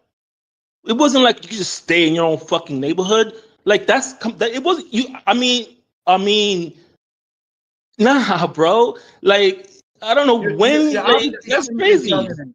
You're obviously 10 years younger than me, right? And so, so when you started where you started, you told me the area that you were from, right? Did you ever go to a party in Castle Hill Projects? Of course, I have. Right. So you went. Okay. So you went to a party there. Right in Castle Hill Projects. Who was the DJ? Who was doing it? There was a bunch of DJs up there, different times, different. There was a bunch of DJs. There was high school DJs. There were famous DJs. There was all. We're not going to go down question. No, we all going to go down. You know what I'm talking. We're not going to go down question. Because if you're going to, you're not going to really question where, like for real, like there's only one group of people that was doing parties in Castle Hill. Castle Hill wasn't open like that. So you had to be accepted. So you saying they had a monopoly on all the parties in Castle Hill? Castle Hill, yeah. Like if somebody had a house party or somebody rented out a little cafe to throw a party. I mean, that's bullshit, bro. Like maybe they have of course, they always have like major producers, but you can't say that people can, that's not true. Yeah, but I'm telling you it's true. All right. Well, okay. That's not my experience. That's what I'm saying. Well, I'm not saying you're wrong. I'm saying that's not my experience. I'm saying because I remember when I was out there, I was going to different communities, different people. Even if you're down with Rocksteady, cool. We were still going to other people's places and other people. It was cool. It was not like that, bro. It was not like that. Okay. So there was violence. There was all that shit. Yeah, but it wasn't like that. Like you ever go to a Bronx River party? I didn't go to question, bro. You don't even remember the jams. I'm gonna put. Matter of fact, I'm gonna back out here. I'm gonna look for the song because I play it to this day because it reminds me of where it all started. It's Saquon. I mean, I'm Sedgwick Avenue, right? Nah, just listen to it. There's also Bronx, but we don't need to hear a song. I'm just trying to figure out. You do hear it. Utopia view. What if you don't think that's where it cut? That's this is Utopia view, and I'm trying to get you qualified. I'm trying to find out the history of hip hop. I'd rather hear from a song than hear from you or me. Hey yo, I come on this show. I don't have to come. Get this honest. This dude right here that's talking. Y'all know this dude? Y'all know this dude? I got you. He's flashing up. True though, like come on, like you gotta go to the music to go to talking. Nobody knows. After all the shit that we've been talking about, all the violence and stuff, he want to come around and make it a Wonderama. No, I'm just trying to make sure you're not trying to make it look like the Bronx hip hop that whole sphere had to do with like Africa Bambaataa. He was a part of it, but he wasn't like I didn't say that. I didn't say it was all about or homosexuality, or you couldn't go to other communities or other neighborhoods and shit like that. Like you can't do that. Like this is not. It wasn't like Old Town. It's not like nothing like that. Hey, listen, I don't got nothing to say to this dude. Get off, because you can talk about you can. I mean, we got two people saying this agreeing with me. There's enough history of the Bronx.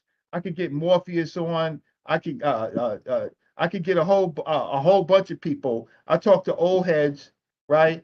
and I lived through it too. I talked to people with much more experience from the spades days, right? From the gang days, right, to the truce, and then after that, then the baby spades and all of that. Like you trying to say it's on utopia, right? At first, Bronx was just gang city, right? Gang city. You could get robbed on a bus, you could get robbed on a train, right? And you better know somebody in the neighborhood, right? So so with all the stuff that you're talking about, you can listen to Fat Joe. You can look. I just don't understand. We all went to Manhattan because Manhattan was peaceful. Bronx wasn't peaceful. So I hear what you're saying. You blessed, and I don't even use that word. You blessed, bro. You blessed. If that's your experience, you ever got robbed in the Bronx? You ever got robbed?